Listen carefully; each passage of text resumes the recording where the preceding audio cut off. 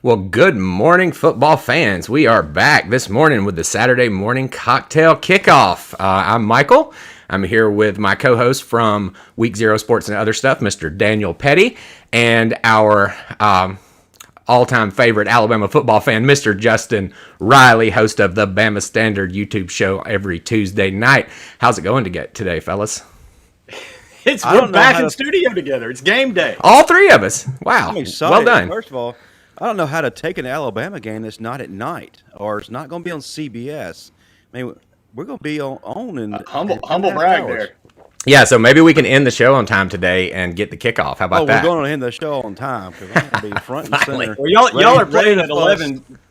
Y'all are playing at 11 because the show is in Oxford tonight, baby. Oh, well, there is going to be a show there. We don't know how that one's going to go, right, Petty? Oh, I'm nervous, man. Yeah, I'm excited now. Now you immediately flip the switch to nervous Petty. Oh yeah. Well, before we jump into that, let's talk about what we're going to talk about today. How about that? Talk about what we're going to talk about. We have an excellent guest today, everyone. Mr. Dexter McCluster. He was an All-American, I believe, at Ole Miss, NFL star, and he is coming today to talk to Rebel Nation at about 11 o'clock Eastern, 10 Central. Is that correct, Petty? No, it's 9 Eastern, 10 Central. 9 Eastern, 10 Central, see? Yeah, there we go. Yeah, man, dude, he needs no introduction. He is a Rebel legend. I'll get into 9 Eastern, 10 Central. I don't know if you know your math there, buddy. Wait, what did I do? Yeah, you screwed it up. So what time is the guy getting here is the question for everybody. Daniel, okay. And just one already? 9 Central, 10 Eastern. 10 Eastern. So he'll be here in 25 minutes? Wait, I thought you said it was 10 Central. God dang it. No, this is all screwed up, guys. I am sorry to everyone out there because Daniel has messed that up completely. I'm pretty sure he is going to be here at 10 Central, 11 o'clock Eastern. Is that correct? Yeah, let me shut it out. All right, so let's get into football, guys, since we completely flubbed the intro of the show like we don't know what we're talking about, which is pretty true. We are a bunch of fucking amateurs, so, you're going to take a little bit of that as we get it, right? So let's jump into something really quick. What cocktail you guys got? This is the Saturday Morning Cocktail Kickoff. You guys pouring anything? Justin, go for it. I normally have coffee to start things off, but I forgot to go to the store. So I had to go to my next biggest thing, and today's cocktail is sponsored by Dwayne "The Rock" Johnson, and that's his energy drink called Zoa. Ooh, yes. Ooh. You may not make it through the show. What do you mean? I'm excited. Your head's gonna explode. You're gonna fly through the ceiling. That stuff's terrible for you. Not at all. Okay. It has like. Sorry, 9 Central, 10 Eastern. Oh, I'm sorry, my bad, because I'm finally got this figured out. So our guy, he's been giving me the bad numbers all morning. The guy doesn't know how to tell time, Daniel Petty. So from now on, we won't let him handle any scheduling whatsoever. We'll get the times right. So it's actually going to be 10 Eastern, which is 24 minutes from now. Totally changes my entire plan for the show. So good to know. I need to the times are right on all the advertisements. It just wasn't right in our little 5-second talk there. So for the few people on, sorry, we'll off there. Well, I'm going to have to go to our social media outlets and update everything now. Well, since we've got Dexter coming in just 25 minutes, I'm going to rearrange some things, and let's go ahead and get started talking a little bit about that Ole Miss game as a preview, because guess what? There is a, quasi big deal show going on over in Oxford. They're not as big deal as we are, clearly. Clearly, but College Gameday is in Oxford. What do you think about that, Petty? And what do you think about the new guest picker they announced? Who is it? Morgan? Morgan Freeman, the best voice in TV. They kind of pined for Morgan the last time when Katie came, but Katie was like the biggest star in the world, so that made sense. But man, Morgan's, in that everybody wants their voiceover to be Morgan Freeman. We got the best voice on the planet, Game Day, man. How do you get a better picker than that? Here's the thing. Justin is very close to Oxford. If he had any kind of love for our show, he'd drive up there and get Morgan Freeman to do our intro, right?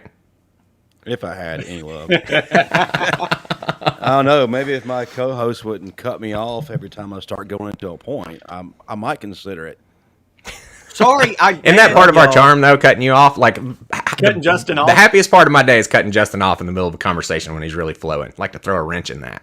You do. I'm sorry, Justin. Well, look, I guess we didn't have a whole lot to say about Ole Miss game day. Thanks, Petty, for being so engaged. Really appreciate your preparation on that. What do you like? I was actually pissed. Like when I was a kid, you wanted game day to come. Now we have a Saturday morning kickoff show, which we got a huge Ole Miss contingent. When game day, I was kind of pissed, to be honest. But is game day really a thing anymore? Because I generally watch the first 10 or 15 minutes of it. That's why we kick this show off at 9:30 because you get everything you need to know in those first 15 minutes, and then they just go to doing commercials every 4 minutes, and then maybe they'll do a heartfelt all the feels kind of thing or whatever. And if I want that crap, I'll do that on the weekdays. It's football time. I don't want to have my feels tickled today. Well, and look, man, this isn't a plug for us or what we're doing. Or I honestly haven't watched game day. I obviously haven't watched game day in a full run in probably 10, 12 years. Sure. I just haven't. The only one I watched was the one in Oxford for the Bama game because it was in Oxford. I was finally excited it was there. But then the next weekend, I really don't, Well, it's a little bit too whitewashed, and I think that's the reason why we did this show in the first place. Is because when you're watching game day, everything's been run through the ringer to where you just get really generic. Not the opinions are they keep it within their lanes and everything, not to piss off too many people. And we don't care who we piss off. We're just going to tell what we think, right? That's right. I'm already getting chastised about Bloody Marys and shit. This is bad. How many Bloody Marys did you have before the show started today? I'm already down. This is number 2, and I'm halfway through it. I'm nervous. We've got Dexter coming on. I can't fucking tell time. Just madhouse. Shit. Man, well, I'm excited. Justin, Morgan Freeman, what do you think about him as a game day picker? First off, does he know football? Have we seen him picking before, or is he just out there to sound really good?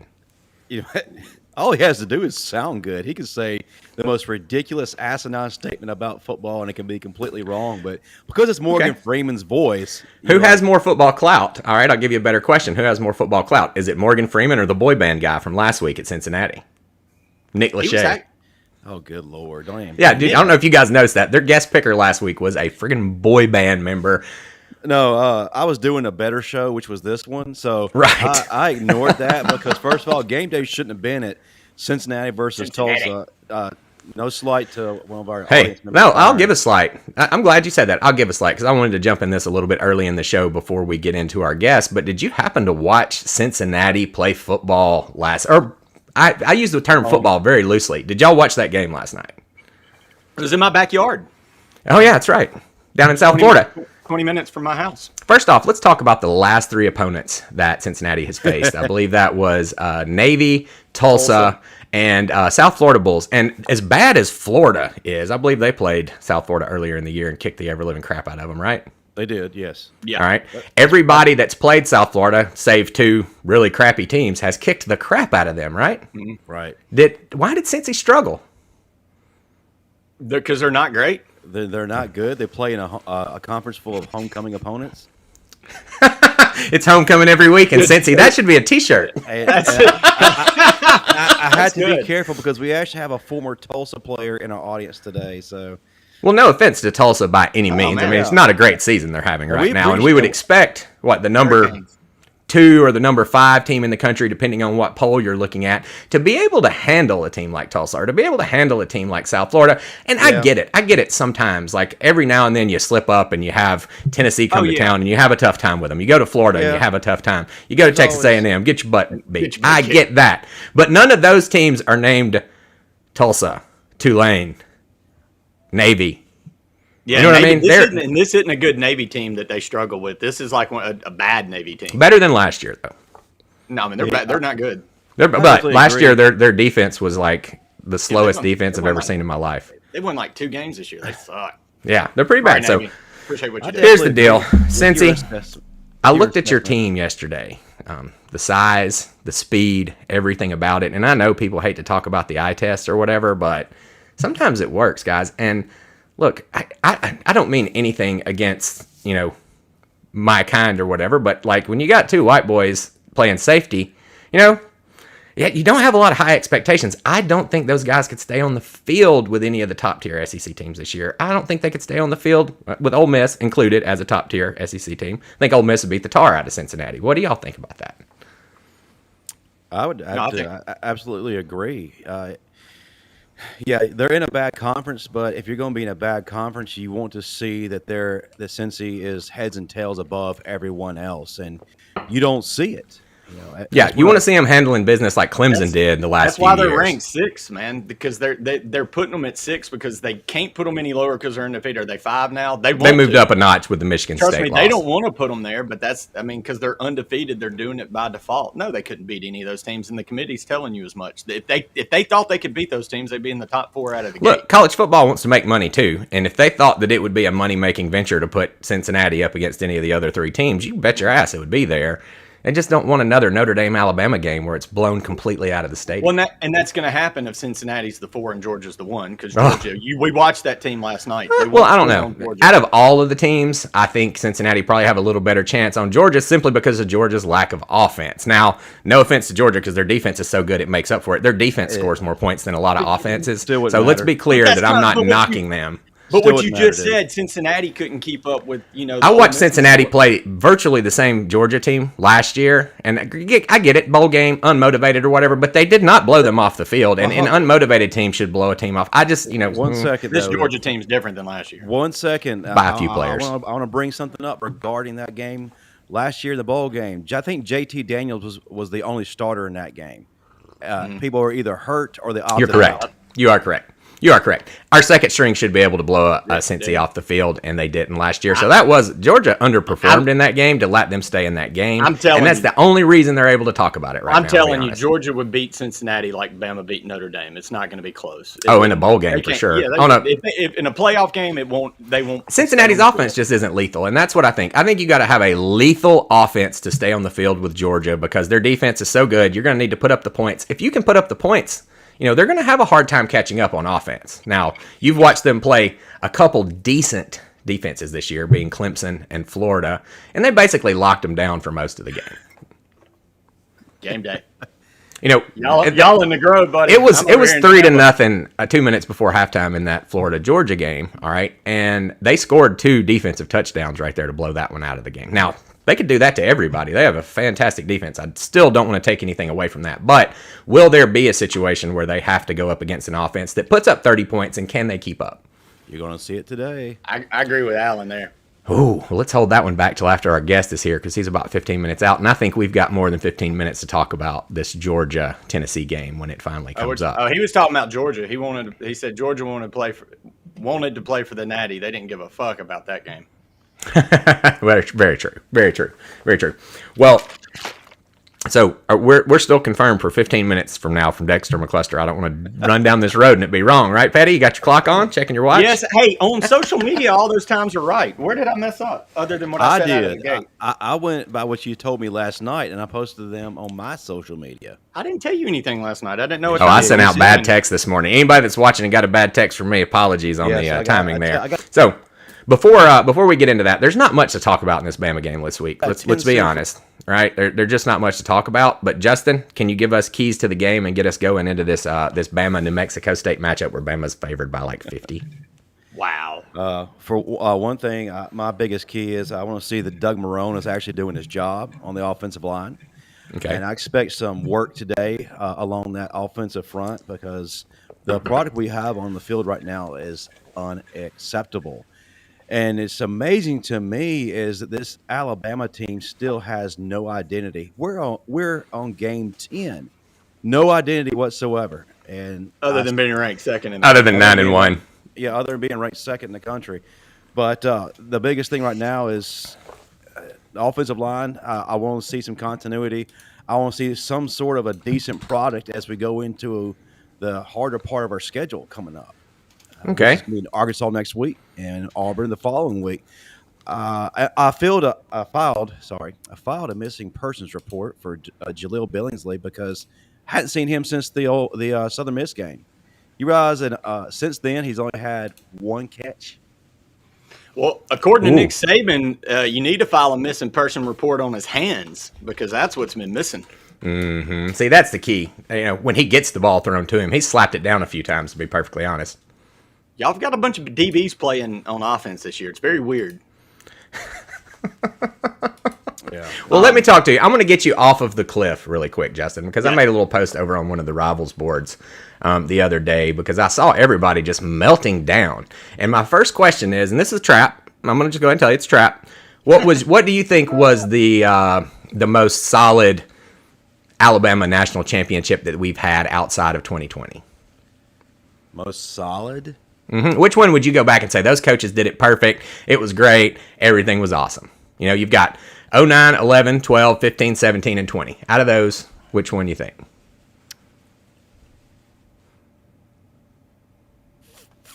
They're all a trap. Doesn't matter which one you pick. Well, the thing is, there's a disparity. What is he doing? I'm watching the Aggies boy cheerleaders that wear ice cream men outfits on Bill Street do their funny little handshakes as all the fans. Come on, man. Petty's life goal is to become a male cheerleader for Texas A&M. He is way too fascinated with this. I want to be a dude cheerleader that wears an ice cream man outfit. All right. Justin, real serious question before our guests get here. Pick a season that you think that we did good, that we had an identity, that we were awesome. Where we were balanced on both sides of the ball. Where you think that everybody did it right, because you know you're going back and you're saying you're pointing out all of our stuff that we've done wrong, and I'm going to try to flip your perspective a little bit. So just pick one of the pick me your favorite national championship season: 9, 11, 12, 15, 17, or not 20. All these humble brags. 2009. 2009. Okay, in 2009, we played a Tennessee team 12-10 who didn't deserve to be on the field with us. We beat a South Carolina team 20-6 that didn't deserve to be on the field with us, and had another Auburn team that was way underranked 26-21. 3 games where we struggled like hell through the game to get the win, but we still pulled out the national title. I'm going to take it a step further and go to 2015 when we had Lane Kiffin and when we had all the people that we loved, right? Alabama 37, Ole Miss 43, lost that game. Alabama 27, Arkansas 14, barely won that game. Alabama 19, Tennessee 14, barely won that game. Alabama 29, Auburn 13, Alabama 29, Florida 15, Alabama 45, Clemson 40. 5-6 close games that year. Came down to the wire. We were probably cussing out the defensive coordinator, everything, but guess what? We still won the Natty. Yeah, I agree with that. Moral of the story is you don't have to be perfect to be a great football team. You don't have to be perfect to win a national championship. And I think this team does have an identity this year. I think their identity is they got a bunch of young players that are figuring out where to play. They're getting it together toward the end of the year. And I'm going to say one other thing that's very optimistic for me right now that a lot of Alabama players might have thought was bad news yesterday. But I saw a guy hit the transfer portal from our wide receiver group, Mr. Xavier Williams, right? Okay, he was picked to be our 1 or 2 this year at the beginning. When he steps out to go to the transfer portal, what does that mean? That means younger guys are starting to get put above him in the rotation. Are we going to see a Jai Hall in the next few games? No, you won't. Damn it. Why not? Michael wants a Jai Hall to step out there before he ends up at fucking Auburn or at Ole Miss. That's what I want. Yeah. I've got some inside information. You'll not be seeing Mr. Jai Hall. Ooh. Tell me what's up. Can't tell you on air, sir. Well, can you give us any kind of clue? You don't have to give away anything. This is what the show's about, man. You know how Coach Saban and we've all also preached on the Bama standard about how players are supposed to prove they can be trusted on the field, not just in the weight room, not just on the practice field, not just in the classroom, yada, yada. Yeah, I get it. And I know proving it on the field, you got to get on the field to prove it, obviously. Well, one of those areas, he's not exactly performing the way he should. Well, everybody knows he's not going to class. And there's some other things, but we're going to keep it at that. But as far as your comment about being young, yes, I understand we're young, but here's the thing, guys. We are 10 games in. Young applies. And we're looking a lot better. Did you see the offensive line last week? Yeah, they got a guy hurt. When you start switching around the offensive line in any year, you go back to any year, an offensive lineman goes down. It sucks for a little while. Dude, it sucks for a little while. Dude, they were basically an accessory to a murder last week. But listen, 10 games in. Young is out the window. Young is games 1, 2, and 3. And game 10, well, really game 5, you should start seeing a maturity process going on. Growth. Okay, I'm looking at these natty years, and we're nearly losing games in the last 3 games of the year, almost in all of them. Always so those games. No, I kind of disagree. They at least had their stuff together. I don't think the stuff was together. I think our stuff's pretty well together. I looked at them against LSU, some other teams. There are times during the game where our guys just check out, and they're just kind of mindless drones. I think that's a little bit too harsh of criticism, but that's just me. I think if we win a natty this year, you don't get to celebrate because you didn't like it the whole year. You know what? I tell you what, man, you got to think. I told you I was setting you up for a trap this morning. That's what it was all about. It was all a trap. But, I get it, dude. And I'm with you on a lot of the things that you're talking about. I do think that the rhetoric is a little bit too harsh on a team that has lost one game this year, that has actually won the two other games where they had adversity. A lot of years when we have adversity, we just lose. Even those natty years. Like, think about the Ole Miss games. We hit that adversity, and they kick our butt, and we get out. So that happened to us once, but it didn't happen the other two times, so. I'm glass half full. My crimson goggles are half red, man. Let's just say that. Half red. Hey, one of those losses to Ole Miss took like 5 turnovers and weirdness happening. So. Oh, yeah. Oh, here we go. Turnovers, because weirdness never happens to favor you crimson bastards. Come on now. Like, I don't... Well, so moral of the story is here, guys, and I'm going to run through some of these old seasons for us really quick so everybody in Bama Nation can just get a little bit off the edge of the freaking cliff.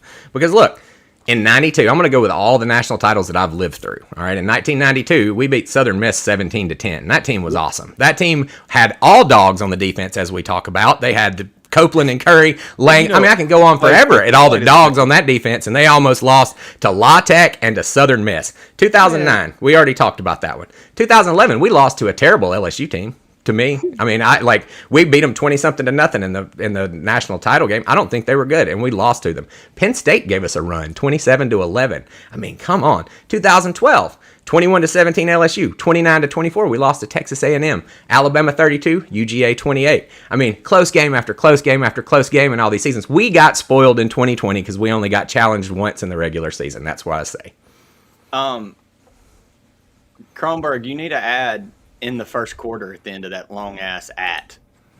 Holy heck at the chats that I didn't even notice. Sorry, guys. We got a whole lot going on here. Yeah, we've got all kind of chats. I was wondering Holy heck. Welcome, Alan, back in the house. I like it. Oh, man. New Mexico State. Wow, no doubt. I'm with you. All right, we got an RTR Justin in there. A lot of people showing up. Thanks, everybody, for showing up. We got Dexter coming in about 5 minutes, so have your questions ready, and I will be paying attention to chat so that I can get those on there for everybody.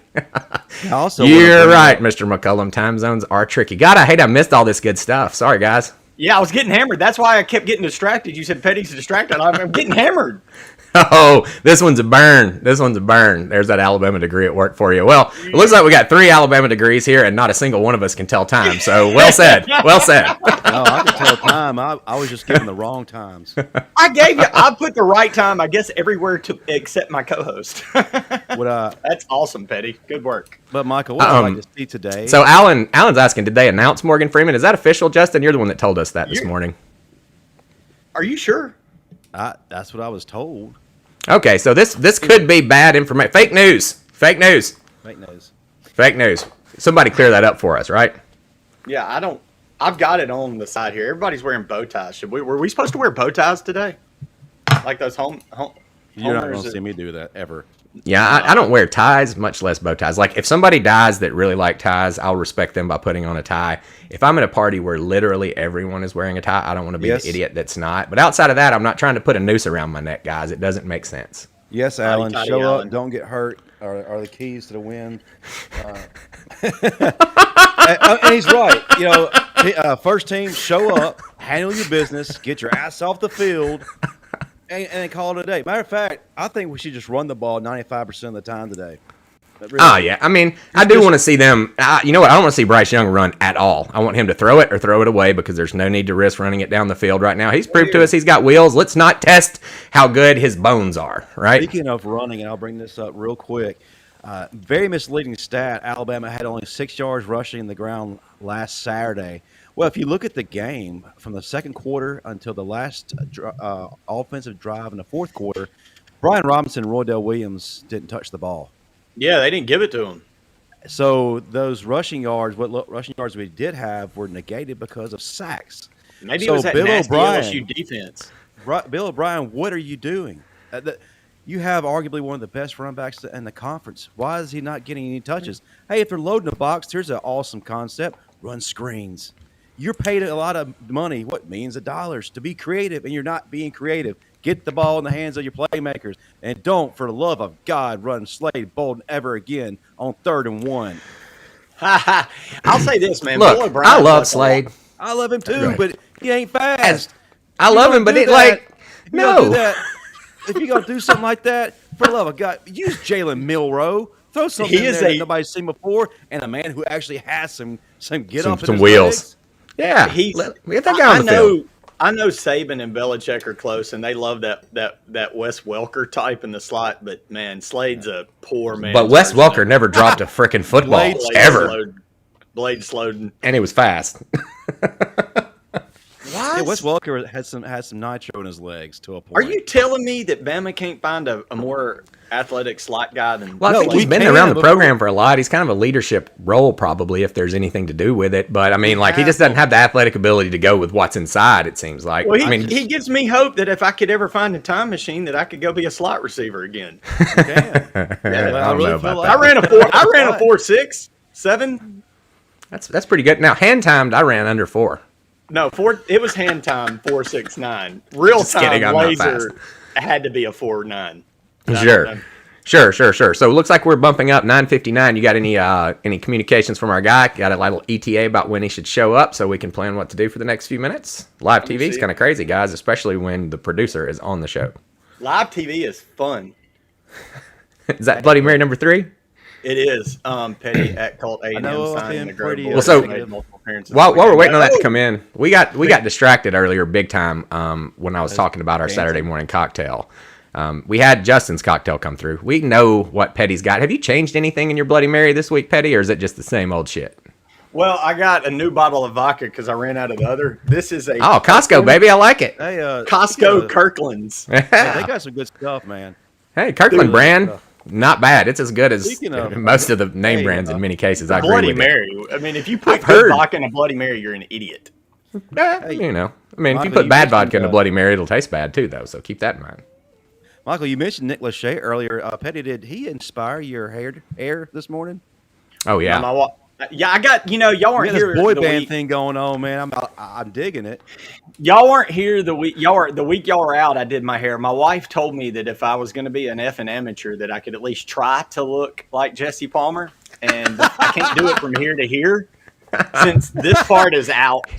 You gotta can you mute a little bit of the forehead to kind of go Jesse Palmer? Just take out maybe a half inch. That's what I told her. She said, "Why do you wear a hat every time?" I said, "Sweetie, you know I've got an 8 head, right? I gotta hide that shit." Like it's ginormous. Well, guys, I'm going to bring you a Saturday morning cocktail that I guarantee you've never heard of, and this one comes from a veterinarian of all people, believe it or not, that I used to know back in Birmingham, Alabama, and he had an affinity for getting drunk the right way. You know what I mean? And he introduced me to this little guy right here. Okay, and on its own, this thing is basically a fruit juice. It's called a Steagle Rattler. It's a grapefruit beer, and it's had juice added into it. It's foreign, so if you want to find one of these things, you kind of have to go to World Market or to a Total Wine or something that's got a lot of selection. But it's only, I think, 2.9% alcohol, so it's not even worth drinking the thing. And I don't know what genius taught him this or what, but you pour a shot of vodka in this bad boy and juice it up a little bit, and you've got yourself a hell of a cocktail. So if you want to throw a Steagle Rattler grapefruit in the cup and pour maybe a shot of your favorite Kettle One in there, have yourself a nice drink, fellas. Great comment by J. Jared Smith Music. What did JJ? Oh Lord, man! I did frost the tips back early 2000s Sugar Ray style, and then we went to the beach. He has a beach place.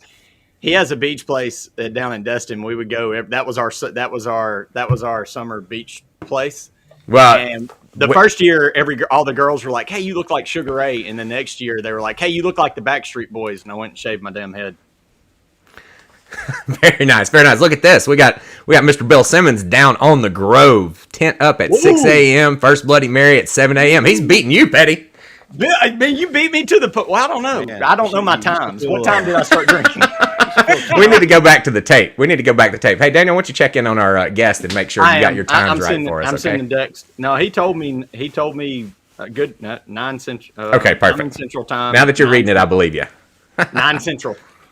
I sent it. Yeah, I'm checking in on it now. The one thing about the time zones you gave him as well. He's probably the one thing about Dex is he does apparently a Saturday morning workout class. So he had a workout session from 8 to 9 his time, and then from 10 to 11. So we've got him in that. We're going to get him within this hour. So he may, look, Dex, he's probably got some lady like, hey, will you show me an extra little ab workout? Hell, like last week, our guest last week on there had girls like, clamoring for him in the comments. I was having to like filter through those to find the real comments. And he's so fine. Wayne Bacon was getting Wayne Bacon reeling in. Yeah, he's pulling in the ladies. What's your Tinder profile? Yeah. All right. How do I get on that? Well, while we're waiting on Dexter, and we expect him here in the next few minutes, I actually just got a beep right there. So, Petty, how about you give me girl, look out, a little introduction? Well, before that, look, man, this man needs no introduction. He's a Rebel legend.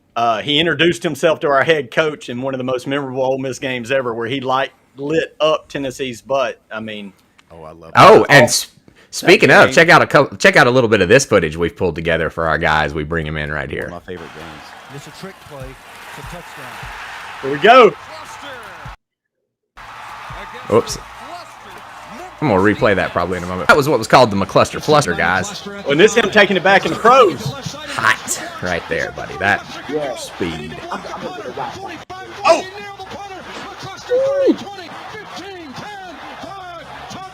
All right. That year, my fantasy team was awesome. Oh, yeah. I think he's going to be back with us in just a moment, he's so guys. fast, he done ran out already. He ran out of his chair, dude. All right. He ran that touchdown one more time right there. His little PTSD. All right, I got you back in. Dexter, how you doing? I'm doing pretty good. How you guys doing?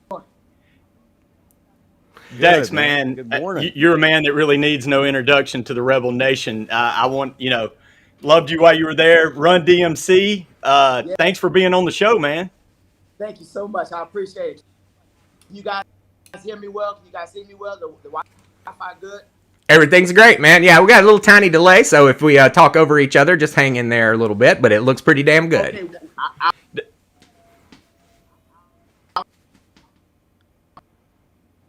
What? Oh, it's good until you moved it.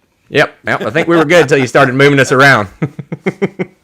That high energy, man. It shut it down. It'll clear up in a second. We just got to give it a minute. We'll give him a second to clear up. Yeah, you had it right there at the beginning, though, Dexter. Just set it back like you had it in the beginning, and we'll be good to roll.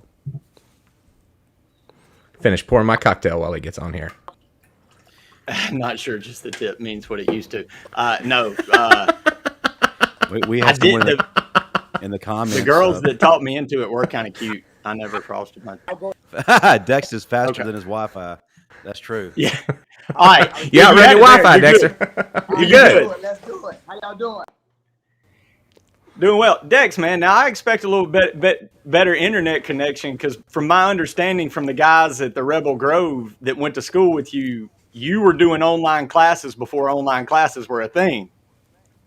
Yeah, They said you got so popular your senior. I just finished the title boxing class. I actually instructed it as well as participated. So I'm moving and grooving, baby. Run DMC, literally. Yes, sir. I love it. Yeah. Did you really have to get told to quit coming to class your senior year and have to do an online class in 09 because it got so distracting? I don't know about that right there, but yeah. So now the legends are just okay. Yeah, something like that, man. I would come in and things would just get out of hand. I would have to sign some things, so I had to go home and do the online class. I didn't complain though. I loved it. I loved every moment. I was in my PJs. I was drinking my Kool-Aid, and I was having a good time. But getting my work done, nonetheless. We do a Saturday morning cocktail on this show. Oh yeah. You said you working out. I guess you're doing. I'm doing I'm a Rebel, so I got my Bloody Mary. I guess you're probably doing a pre-workout shake. You know what? I'm doing straight Run DMC juice. I run on my own juice, baby. I need to market that, man. I need to market that. Oh, that's right. I was up at 1:30 this morning in my garage, going through some boxing things, getting my mind together, meditating. So I have a lot of energy, man. So I might need to bottle it up and sell it somewhere, man. For real. Is that what you're doing now? You're teaching boxing classes? Yes, no. So no, I'm in Tennessee now. So I have my own training business. Goes by McCluster Fit. I've been doing it for about a year and a half now. So I have. I do speed, agility, footwork, field work with all athletes, ranging from 4 all the way to adulthood. Well, on that note, down here, running back. let me ask you something. Yes. How does this program work on a 40-year-old fat guy? Oh man, all you gotta do is show up, and the rest is history. Just show up. We're gonna start where you start at, where you need to start, and we're gonna keep building, and we're gonna gradually have fun while we're doing it, to where you're gonna be having so much fun that you're not realizing that I'm kicking your butt. Oh man, no, I'll tell you. I know where I'm going to be starting. My perfect distance is couch to refrigerator. Like anywhere in between there, I'm solid. I'm running at full speed. Once I get past the refrigerator, though, I start slowing down a little bit. Well, at least you're being active. At least you're keeping active some type of way. That's right. Hey, Dex, it seems like Yes, Ole sir. Miss now more than ever with Lane in the charge is reaching out to former players and bringing them back in the fold. Have you noticed that?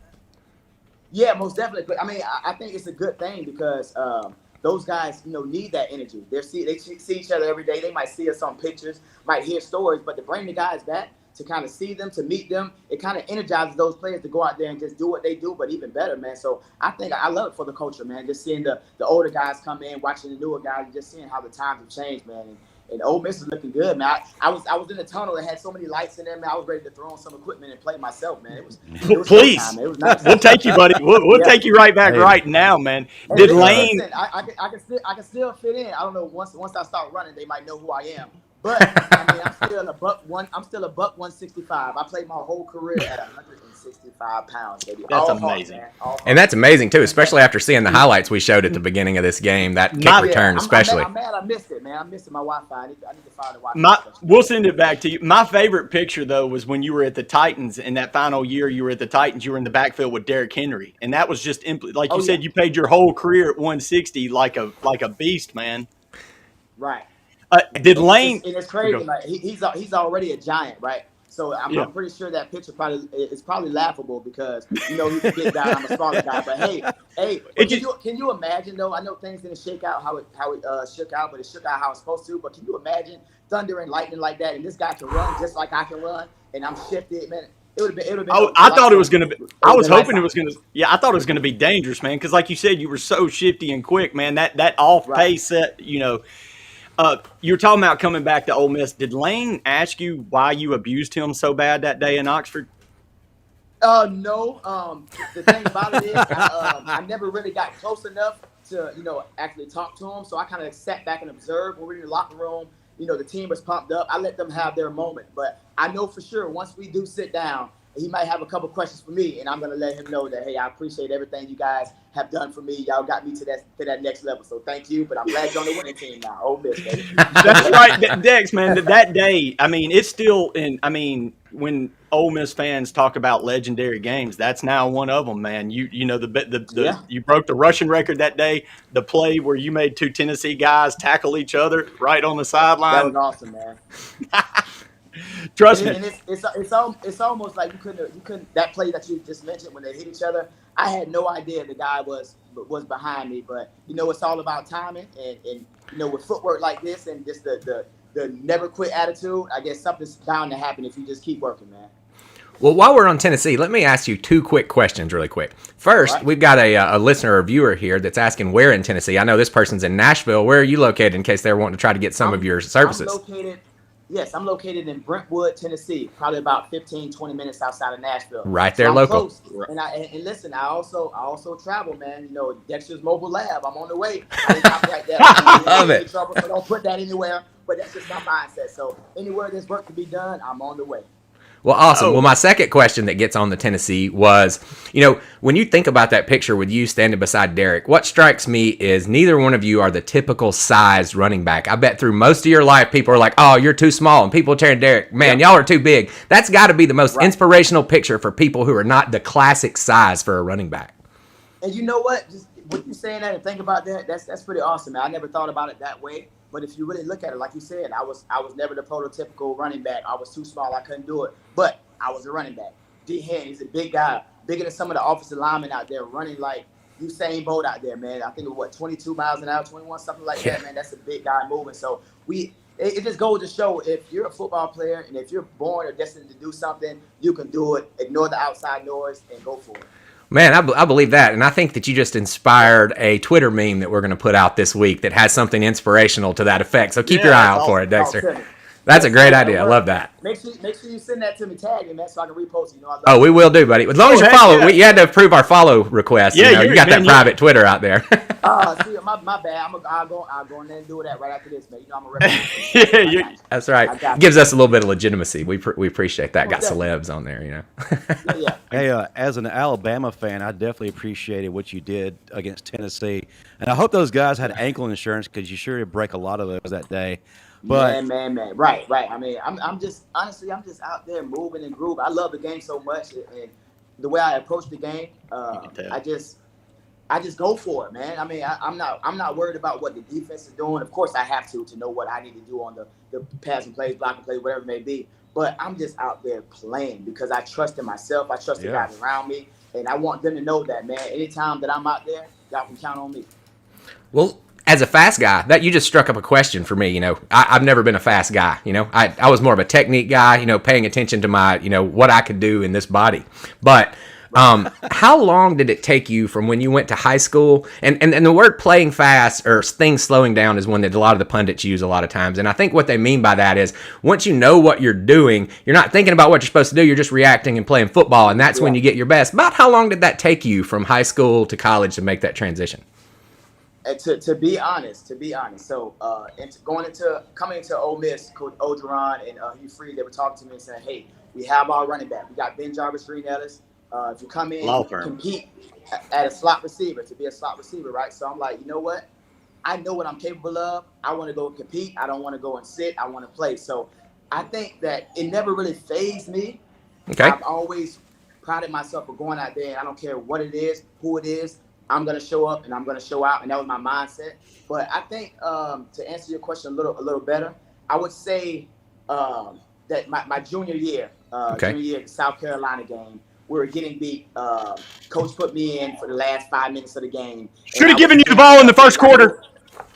What's that? Should have given you the damn ball in the first quarter, and we'd have won that game. Amen. And we look. And I just saw Hugh Freeze. Not Hugh Freeze. I apologize. I just saw Houston Nutt. I was inducted into the Cotton Bowl Hall of Fame a few months ago. So I saw him and we talked about it, and he said the same thing. He said, hey, DMC, man, I should have got you the ball earlier. I said, I understand, but hey, it still worked out in our favor. You look, I'm a fan though. I'm not over that shit. We were number 4 in the country. We were like, man, that was going to be no. And then we almost came.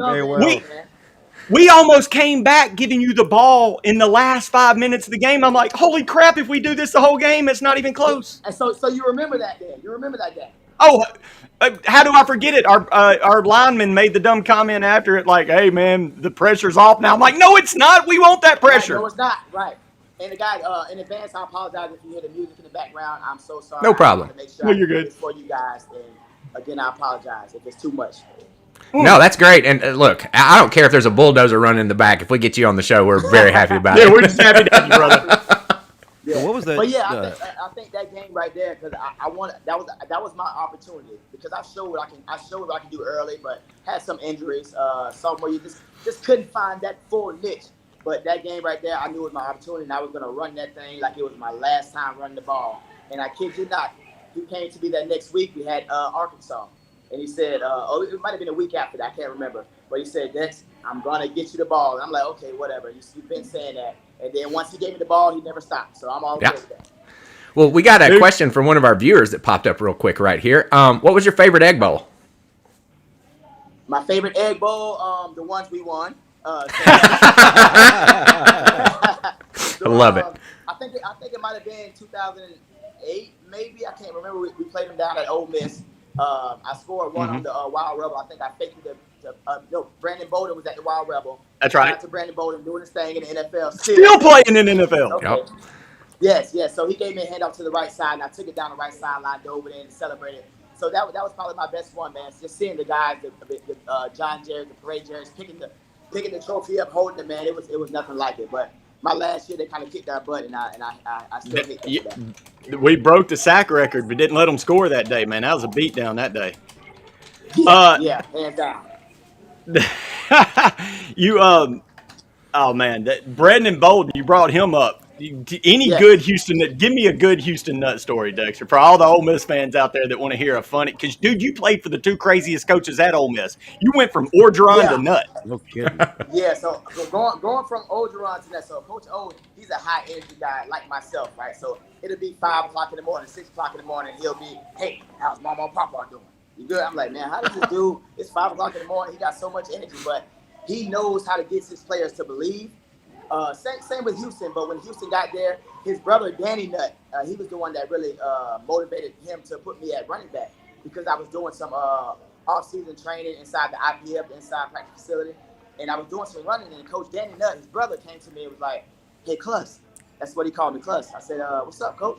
He was like, "Have you ever played running back?" And I looked at him and smiled and said, "All my life." And he said, "I'm gonna go talk to Houston." So he talked to Houston. You know, Coach Nutt, he walks with that kind of that gimp, that swag walk, right? So he's gimping over to me, gimping over.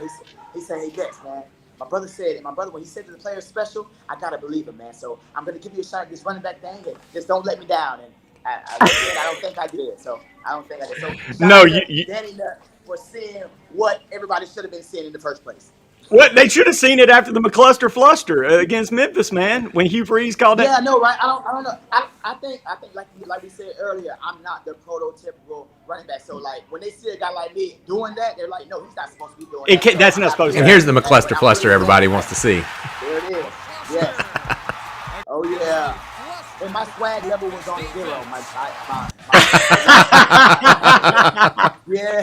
Hey, Dexter, but hey, you brought it. You brought up. I didn't mean to cut you off. Go ahead. No, go. So I was gonna say, so on that McCluster fluster, if you go back and watch it later on to the fans or whoever's listening right now, watch that. So my swag is on 0, right? I knew that for a fact, right? But I scored the touchdown. I'm excited. I'm ready to celebrate. I jumped up to actually, I think somebody caught me or I either chest bumped somebody. I can't remember, but I fell down on my butt in the end zone. I fell down on my butt in the end zone. And I was so embarrassed, but I played it off, got up, and kept celebrating. But now that I look back on it, I said, come on, Dex, stay on your feet, man.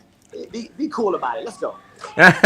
Dude, I know the first time I ever scored a touchdown in like Pee Wee football, I didn't know what to do when I got in the end zone. I was like, oh man, I'm in the end zone. I just stuck my hand up like this and then got like tackled down to the ground. It was very not graceful. Hey, man, sometimes I've had a touchdown celebration in my head. I practiced it at night. My Florida jump with those shoulders, I used to always do that one, right?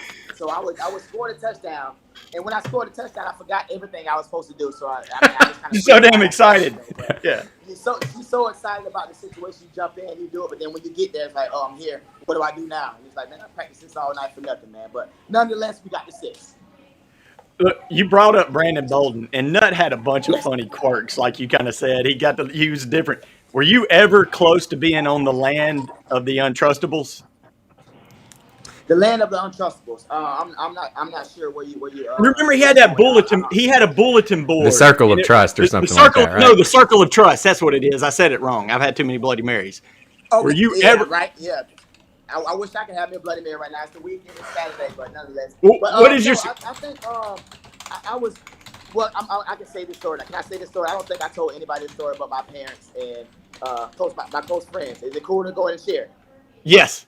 Bring it. We love. Hey, Dex. Here, you're in a safe space. No holds barred. Yeah, no rules. And nonetheless, it was a long time ago. It's all good. So the last Cotton Bowl, right? We played in. We went down to Dallas again, right? So last Cotton Bowl, we have a curfew at night, right? We have to be in a certain time, whatever. Cool, right? So me and I won't say my teammate's name, but we actually were like, man, you know what?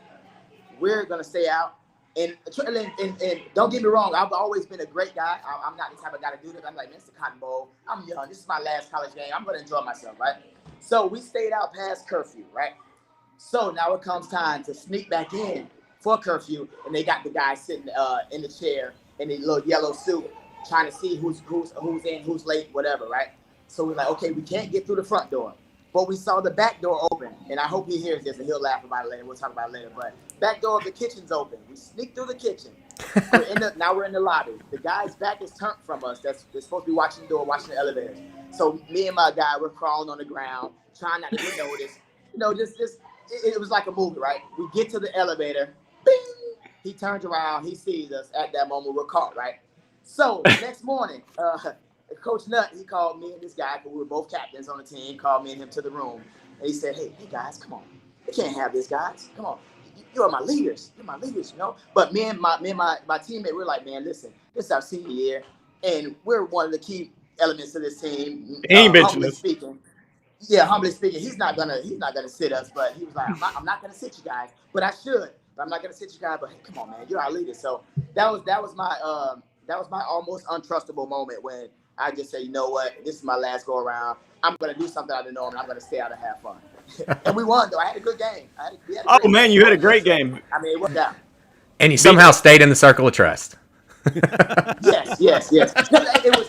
He knew that I'm not that type of guy. I'm very trustworthy, but you know, at the end of the day, I'm a freaking I was a 17-year-old kid, man. Every now and then you just got to drink the fishbowl margarita. Yeah, one curfew wasn't gonna hurt.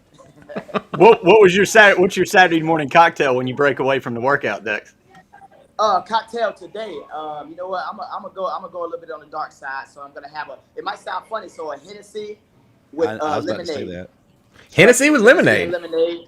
Yes, it'll take you through the day. You won't feel horrible. You'll feel like you're on cloud nine, ready to move, ready to dance. And move, That's a lot like what I'm doing right here. I take this Steagle Rattler and I pour a shot of vodka in it. If you remember the commercial, don't text and drive. Run DMC said that. Don't text and drive. Don't somebody from the message board. Get an Uber. Someone from the message board said, "Hey, don't ask him about texting and driving. Make sure we get that PSA out there." Don't text and drive. And you know what? I still get crap about that. On YouTube, it's a guy that did like a parody of. He had some fake mop dreads on. Had some tights on. He's badly out of shape, I would like to add, and but he made it funny, a joke, whatever. So it's cool, man. My daughters, they laugh at me like, "Daddy, did you really something like that?" I said, "Listen, you had to be there. You had to be there." You made it when people are parodying you.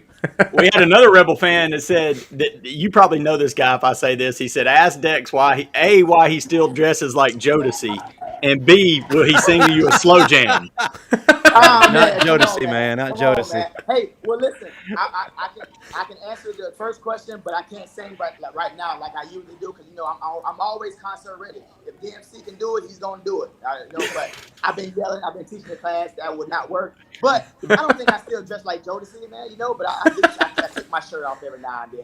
Just kind of show the hard work a little bit. You know what I mean? But other than that, I keep it covered up because the wife, she'll get on my head if I don't keep it clean. That's right. That's right. I want to know who asked that question. Who was that? Josh Taylor. You remember him? Yes, man. Tell him I said what's up, Josh. Shout out to you, bro. That's awesome. Josh just lit up. Got to give him a shout out. He's got Grey Dog Taco in Oxford taco stand. If you're in Oxford today, go see Josh, man. Josh is kind of the reason. Down there, man. I forgot something, man. Yeah, hey, next time you're down there, go see Josh at Grey Dog Taco. He's the reason we got through to Poe and now to you. And man, it's just been awesome getting to catch up with some of the guys that getting to meet your idols, right, Fetty? That's awesome. Yeah, and I appreciate you guys. Like I said, man, I know it was crunch time today, had a lot to do, but I'm like, you know what? Anytime I can help out my brothers, I'm on the way, baby. Man. Well, man, we've got a few staple questions we like to ask the guys before we get out of here. Michael's got one. I think Justin's got one, and then we'll let you give a quick take on Ole Miss A&M before you go. I'll go last because mine's short, so you guys take off. I actually have a couple of questions. Am I allowed? Go for it. Go ahead. One's about you directly. We mentioned earlier the Tennessee game. Obviously one of your best. Love that game. I also love the game against LSU where you threw your first touchdown pass ever. Between those two games, which game meant the most to you? Which game meant the most to me? I would definitely say the LSU game, and I'll tell you why.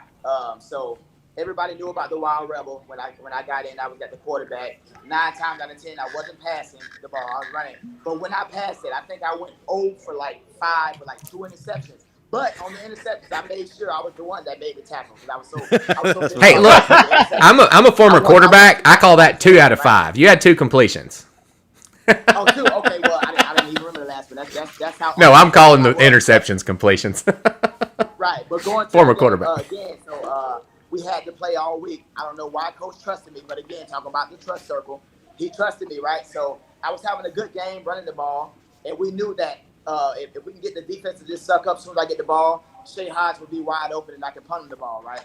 So I was just so nervous, listen, just get the ball to him. You throw a football, you've been throwing a football your whole life. just get the ball to him and let's score this touchdown. And it worked out how we planned it. I got the handoff on the counter step.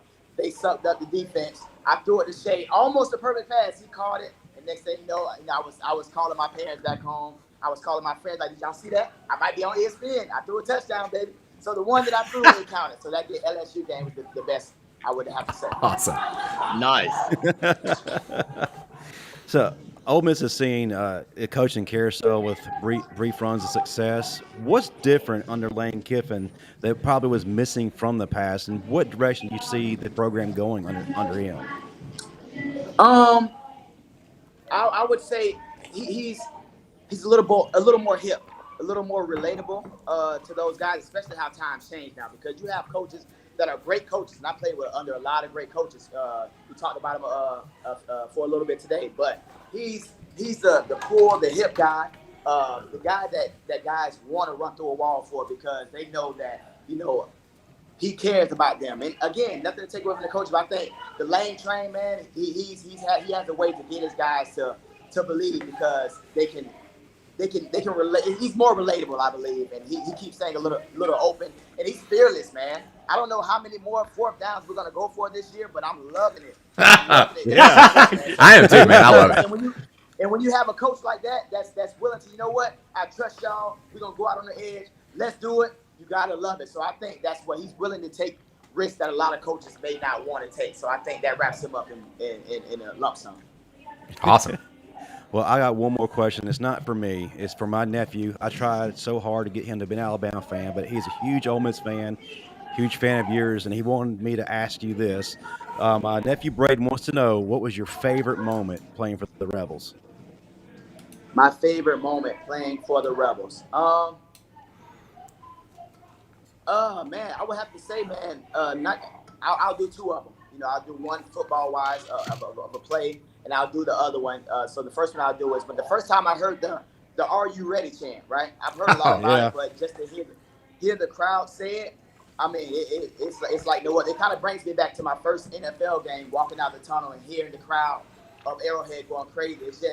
It's something that you really can't explain. It motivates you, it fuels you, gives you that fire. So I would definitely say the "Are you ready?" chant. And my favorite moment as a player at Ole Miss was my final Cotton Bowl. When I stood up in front of the team, I asked Coach and I talked to him, and I told him, I said, "Hey, I'm gonna run so hard that you guys are gonna have to carry me off the field." And those were my exact words. Yeah. And I meant what I said, but I didn't know that it was gonna actually happen like that, but it did. So I would say that game right there alone, because it was just something about it. Everything worked out. Everything was on our side, man. And I was running with the wind. And I had a lot of teammates around me that made it happen. Shout out to everybody that blocked for me. Shout out to everybody that supported me, man. We was always in that thing together. But that Tennessee game was the one, I think, that got me drafted so high in the NFL. So thank you, Tennessee. And now I'm here in Tennessee. Yes, now. I appreciate that. But hey, it is what it is. They well, on that "Are you ready?" chant, there's a damn good chance that the guy that started that was either right here on the podcast, Mr. Petty, or his father, because they're notorious for that. Dex, I'm a notorious I'm the guy that'll stand up, and I've got a little bit of a loud voice, and I'll let a booming "Are you ready?" out from the crowd. Well, let me hear your best "Are you ready?" and I'll do my best to bring it on home. Let's go. Are you ready? Hell yeah! Yeah. Damn right. Howdy, toddy, got some mighty. Who the hell are we? Hey, flam, flam, bam, bam. Ole Miss, by damn. All right. Hell yeah! I love that. Love that.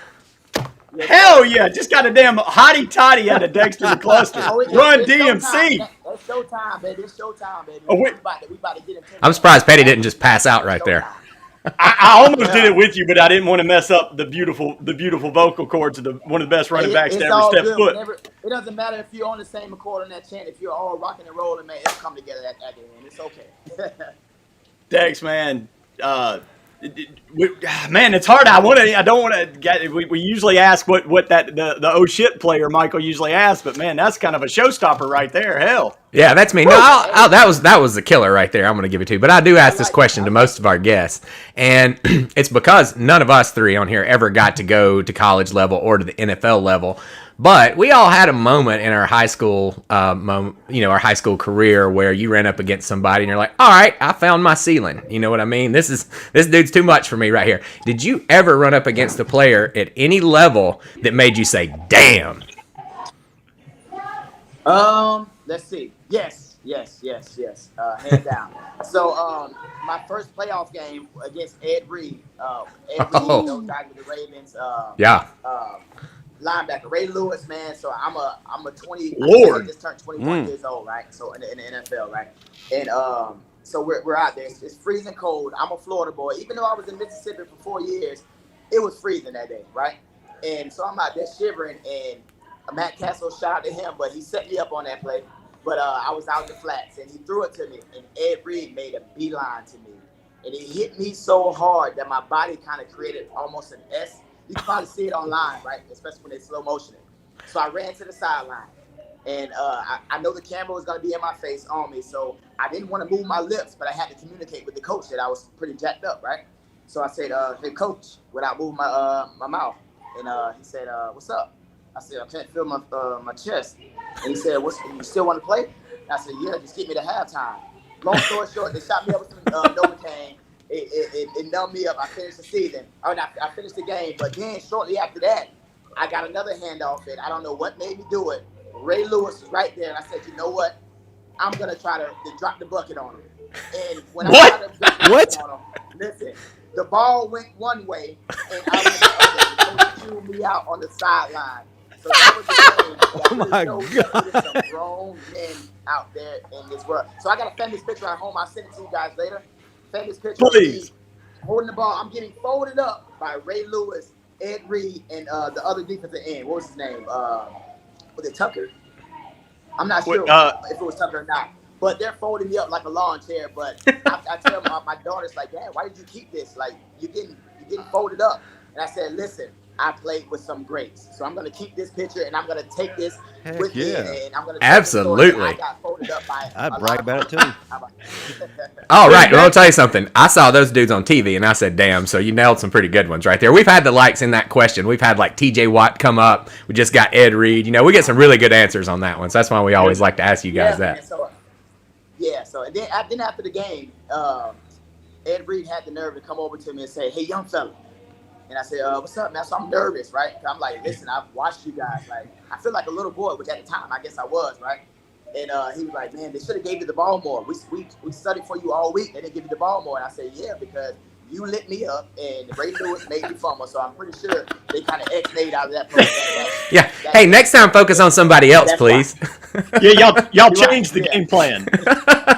Yeah, so that game plan didn't work out. But that was my kind of welcome to the NFL. It happened at the end of the season, though. But I think it was much needed because that showed me that, hey, there's going to be a lot more games like that. I'm going to be a lot more people like that. So I got to step my game up and continue to be fearless.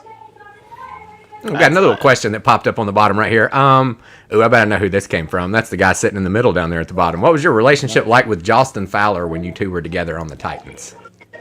Can you say that one more time? Jostin Fowler. You remember that guy? Say my relationship. I mean, we were close. We're definitely close, but I mean, not as close as you know, probably with other teammates or other players I had, but not as close. But I know him.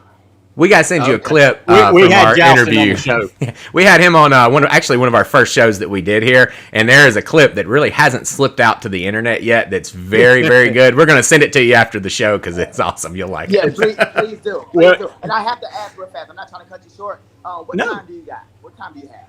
It's 10:36 right now. Eastern, 9:36 your time.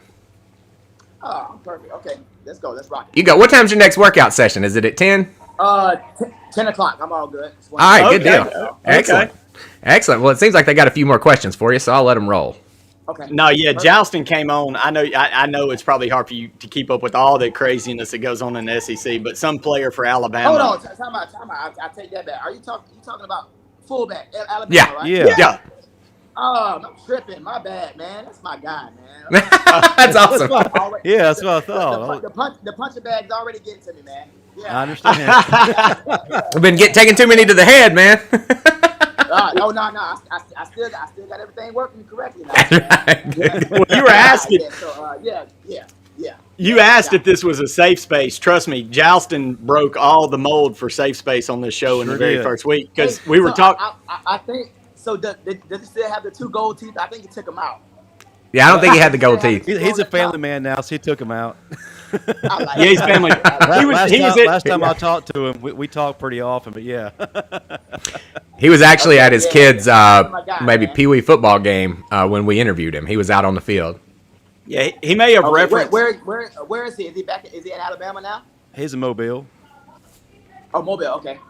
So, man, that leads a good question. He brought up something. You know, Saban, one of Saban's players let out that Saban likes to still use D's nuts jokes in 2020, which is, 27 years dated. So He took a lot of heat about it.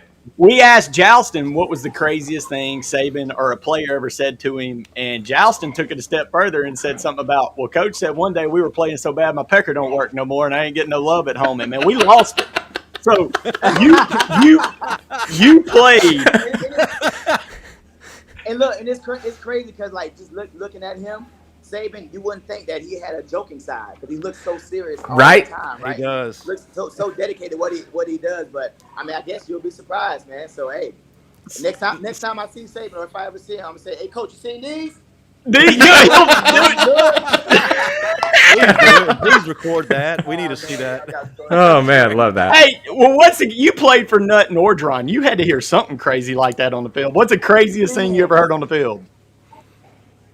To be honest, man, I really don't. I don't think I have. I don't think so. With Coach Orgeron, you just didn't know what to expect from him. You didn't even know what he was saying, did you? See a shirt being ripped off. So you just expect that with him, but I don't think I had one of those moments. Wait a minute. Since we're here, since we're talking about it, I got time. I don't know if you guys remember Matt Lubick. He was the receiver coach in 2006 when I first got to Ole Miss, right? Mm-hmm. So speaking of that, I forgot what game it was. I can't remember, but Mike Wallace had caught a long, deep pass and scored a touchdown, right? But I was on the opposite side at receiver, and of course the running back kicked in. I was not on the ball when I should have been. They called it back, right? So I get to the sideline.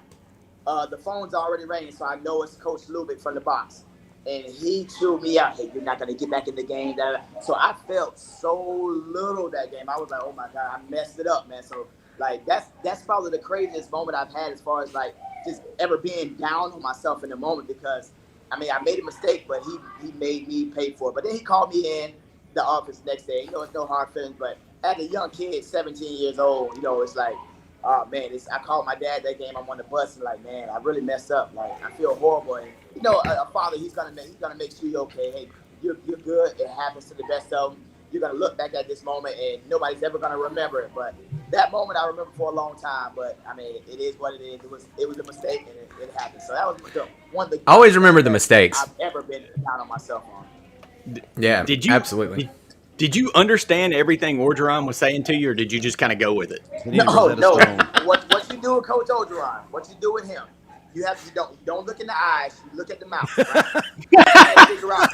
You try to figure out the first and the last thing he said, and kind of freestyle the middle to kind of put it together. So he might say, "Hey Dex, about this play, and then we're gonna go to the right side."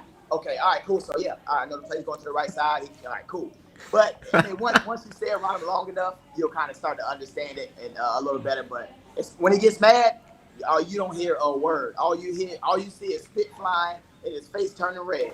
So you know to stay out the way. Well, DMC, I am new to the Ole Miss Rebels fan club. I'm married in, basically. My wife graduated from Ole Miss. Her family, a lot of them played there, just like a really good family. Like, it's awesome to be a part of the Ole Miss to get that kind of tradition with people that know about it. So I'm new to the game. I wasn't around when you were being recruited, and you mentioned earlier that Houston Nutt's brother had maybe mentioned bringing you to running back. Were you recruited at a different position? Yeah, I was brought in as a receiver. And the reason I took that opportunity, I'm glad I did because it helped me out for the longevity and the versatility as far as me lasting in the NFL, the 7 years that I did. Sure. Being able to go from receiver to running back and whatever, not miss a beat. But I was a competitor. I've always been the ultimate competitor. If you knock me down, I guarantee it, I'm going to come and I'm coming for you with everything that I got. So I wanted to come compete. They said receiver. So I said, you know what? I'm going to be the best receiver I can be.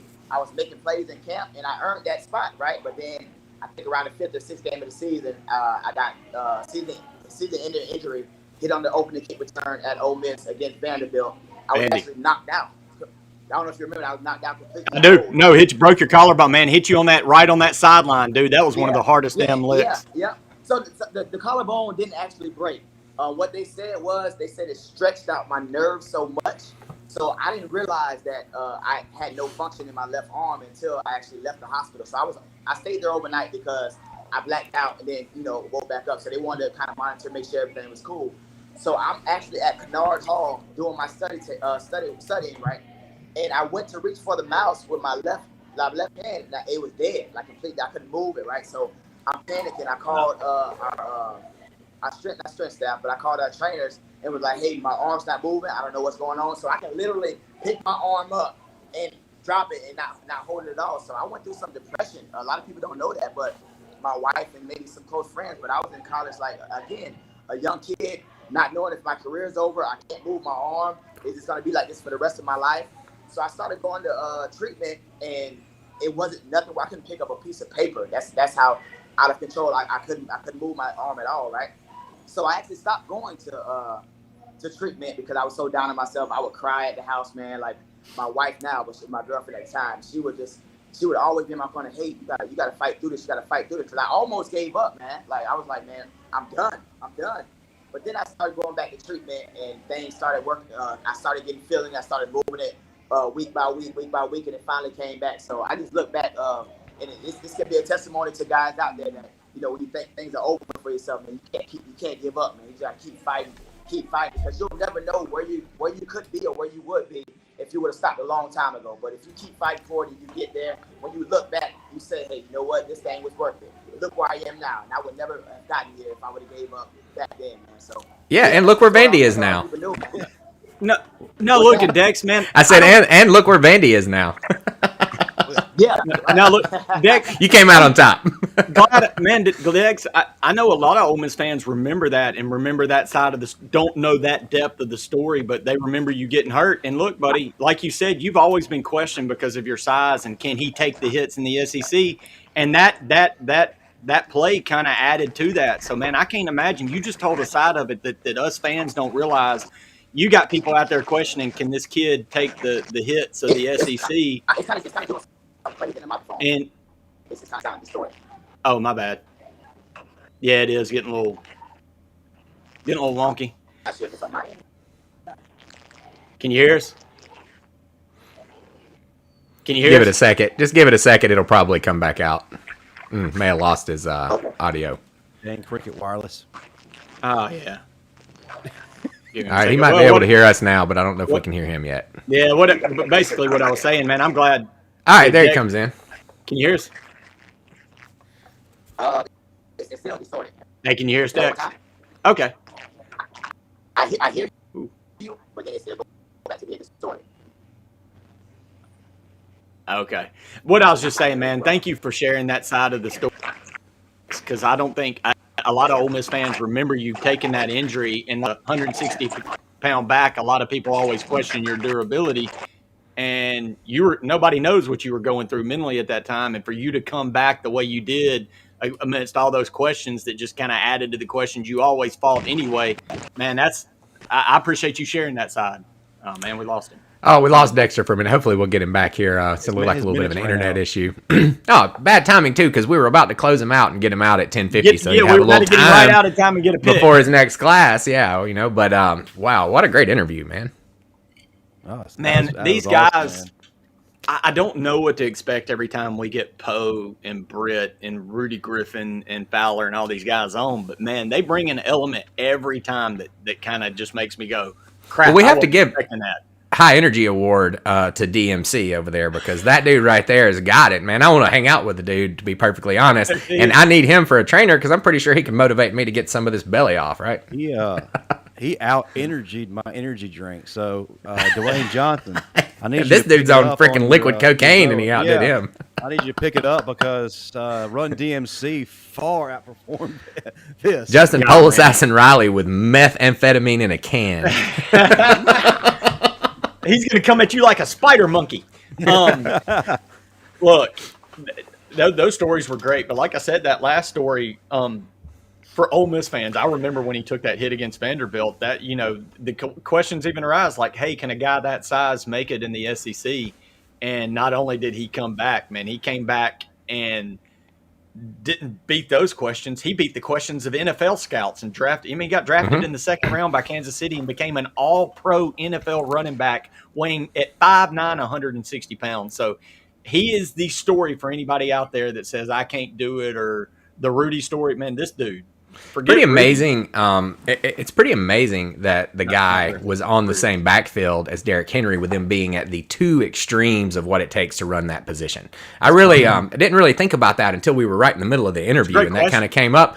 And I believe that is a great incentive for us to put out that inspirational meme this week. So you guys, if you're not following us on Twitter, Snapchat, Instagram, TikTok, Facebook, whatever, follow us. If you go to weekzerosports.com/links, it'll take you to all of our links, and you can subscribe and do whatever you want to do. But it doesn't look like we're going to get Dexter back, guys. And the last thing I was going to do was play that kickoff return for him that he missed at the beginning of the show and see what he thought about that. Because, look, every kid has imagined running a kickoff back in the NFL, and I just wanted to get a feeling for what that was like. I bet his celebration, this was probably one of the moments where he forgot how to celebrate. Yeah, he just forgot. See, because I mean, next to Derrick Henry, it looked like a picture of "Bring Your Son to Work Day." I imagine Dex was going to pick the Rebels, though. So when we asked him for his pick, you think he was going to Ole Miss? Oh, he's going to Ole Miss, 100%. 100%. And now that I was going to get all of our picks for that game, we got to close out the Ole Miss Texas A&M game. So let's move into our analysis portion, and then let's give our picks. So Petty, you being the Ole Miss guy, I want to give you the floor here to take off. You're in the big screen, and I'll move us up to normal. Oh yeah, let's get me off the big screen. I ain't that pretty. I'm pretty. I ain't that pretty. There you go. Look, first of all, if you're scoring at home, Daniel Petty has now gotten to do the land shark with Gerald Poe and hottie toddy with Dexter McCluster. I'm done. I'm good. I want to ask you, how does it feel, man? Because look, we've had Wesley Britt on there, which was an idol of mine when I was in college and stuff like that. But you've been able to see 2 or 3 Ole Miss greats on this show. What does it feel like to be Daniel Petty, to get to interview these people, and how much would it have meant to you if Dan could have seen this? Oh yeah, that's and I told Michael about this, and I don't know if I really discussed it with Justin. Man, my dad is the reason I love Ole Miss. My dad is the reason I could go to the University of Alabama, the freaking capstone mecca, and still be an Ole Miss fan. And there's been so many moments where I talked with Gerald Poe, and I want to run out and call Pops. Man, Big Dan DP is standing up in somewhere in the sky, smiling on this. He would be so pumped. Like I said last night, he would be so pumped. He was such a huge Gerald Poe fan. He was such a huge Dexter McCluster fan. And to be interviewing these guys, I'm really proud of myself that I don't fan out too much during the interviews. There's a little element of it, but I'm able to keep it. But what's awesome is these guys kind of appreciate that fan out. Poe wants to land shark. Dexter was like, hey, give me your best hottie toddy. So man, in those moments, to get to fan out with one of your, the guys that you loved and cheered for, it's damn cool. Like you Bama guys getting Wesley and Rudy and all those awesome dudes. So it's awesome. Wayne Bacon, baby, that was a good one for me, just because of the stupid little thing that me and my friend used to do. Be like, oh, way to go Bacon, and toast the bacon strips. Nobody did that. That's dumb. But hey, it's just one of those tiny little memories of being back bored at your house with no money in college. So it's what you may do with what you had. You used all your Bama cash. Used all my Bama cash. Domino's gone. Look, Antoine Petway, Wild Wings, the bottom of Burke. Oh, they took that away about halfway through because you could buy beer there. We were talking about if we ever make the full circle on those little fun things. Like my nickname is Petway because of Antoine Petway. So if we ever get that dude on, like those little things like that, you love that. Can you get these guys home? And I heard you guys talking about something before the show, and before we get back into our Ole Miss analysis, football season's going to end in about 4 weeks, right? 5, 6, somewhere in there. That's going to be the end of it. What are we going to do in the spring? Well, you think about Saturday morning cocktail kickoff. I'm sure you could change that to Saturday morning cocktail tip-off, right? I mean, I don't see any reason why we couldn't talk a little basketball this spring. Basket. You heard it here. You heard it here. All right, so Petty, let's do it. Let's talk about, bring me your analysis on this Ole Miss Texas A&M game. I've got a few points that I want to bring up as well because I've been looking into this one hard, and it might be in my picks this week. I've got 2 sides to my analysis on this. Okay. I've got the football side, and then I got the gambling side. The football side is a horrible matchup for Ole Miss. Absolutely. A&M's a great running team. Ole Miss struggles against the run. Look, I know Ole Miss's defense has looked better the last couple of weeks, but even in that win against Liberty, they gave up 285 yards rushing, and they didn't have Spiller and Kane. Ole Miss Grain of salt. Grain of salt um, on that. A lot of that was in the second half. Yeah, but a lot was between the 20s. But it makes me nervous. You know, what's the injury situation at Ole Miss? But on the flip side, Calzada separated his non-throwing shoulder last week. How hurt is that guy? Yeah. Look, any shoulder impacts you, and you just heard it from our last guest talking about when you get that shoulder/collarbone injury. Anybody that notices my collarbone sticks out of the top of my shoulder from a skiing accident right here from that exact thing. I don't know how many ligaments were shattered in that. But shoulder, you're off shoulder. I'm a right-hander too, and that impacted every part of my body when that was injured. So I can't see that he won't be 100%. I mean, I can see that he won't be 100%. Oh, yeah. And if you hit him a few times, look, I know Alabama has Will Anderson, but Ole Miss has actually the leading sack artist in the SEC in Sam Williams. He pops him a few times, and that's a different game. Hey, you wear your finger around, buddy. Sam Williams is the truth. He'll get you. But with that said, I also look at gambling side of sports now. I've reverted to the old kid that just gets caught up in the teams and the colors and the rah-rah. You got to look at some numbers because they mean shit when they come out of Vegas. Sure. And me and Michael have really dug into this game because Michael will tell you, we have a pick'em league, and I've been on A&M all week. I'll be honest. I've been on it until I started looking at the numbers. Mm-hmm. The line has you and everybody else in America are on A&M, and I'm going to tell you something. Vegas hates to lose money. If they know something, all right, if they know something and there's a heavy leaning side of the bet, if they don't know anything, usually they'll move the line to compensate. Their goal is to get 50% of the money on either side and walk away with 10% juice in their pocket with no risk, right? However, when they know something about a game and it starts getting lopsided, they tend to not move the lines. So what we've looked at here is a 2.5-point line that is stuck through 75-80% of the money coming on it. And I'm going to tell you another game that looked a lot like that last night, and these idiots talked me into picking freaking Cincinnati when South Florida was exactly the same situation, and I tried to stop it right at the very end, and I ended up taking that point off on Pick'em because of that. I'm going to tell you something, guys. When the money is lopsided and the line does not move to follow that, you have got to be suspicious of what's going on, and this is one of those situations, and that is why I'm taking Ole Miss today. My heart and go ahead, Justin. How's Dontario Drummond looking for today? He dressed out during the week. There is rumblings that all three receivers are going to be back tonight. Mr. 18 Parlay here is going to listen to us talk basketball. What do you think? Does that make a difference? Ole Miss's receiving corps stepping on that field, Justin? Well, absolutely. No, I like what the guys have done. You know, in place of these stars you have at wide receiver, but I mean these guys are game changers. So, yeah, if you have Dontario Drummond, and even if he's 80, 85%, 90%, he's still able to stretch the field against the Texas A&M defense, which A&M does have a problem with teams that can stretch the field. They just haven't played many other than Alabama this year. I'm going to tell you guys something that's the biggest factor in this game. And I've been talking about this all year, guys, all year, and it's something that we usually don't put a lot of weight into because everybody gets used to playing on the away team stadium or whatever. But for some reason, maybe it's the COVID hiatus and no playing last year, but whatever it is, home field advantage is making a huge impact in games this year. And if you look at Texas A&M in their true road games, much like another team we're going to talk about later, but if you look at Texas A&M in their true road games, they have been putrid. They have been terrible. They have been awful, and I think that's what Vegas knows right now. I think they're going to come into Vaught Hemingway with a bunch of people that have been drinking since 7 a.m., as we can see from one of our fans right here. 7 a.m. till 7 p.m., 12 hours of drinking. That's going to be a rowdy fucking crowd, guys. Wait, who are you talking about, me? No, we had a listener a minute ago popped up and said, Bill Simmons in the Grove. Yeah, exactly. What do you think, Petty? I mean, look, you guys have home field advantage. You've got a great offense. Texas A&M's got a mediocre offense, except when they're playing Bama, and they've got a quarterback with a messed up shoulder. All of these signs point to Ole Miss covering this spread. There's one team that doesn't have dude cheerleaders wearing ice cream man suits that have real cheerleaders. We're going to be in the Grove drinking it down with Bill Simmons, with my boy Allen, with my boy Gerald Poe. Dexter McCluster's jacked. Look, man, no dude cheerleading, loving cult team is going to come into Oxford, Mississippi on game day. Do y'all know what happened the last time game day was in Oxford?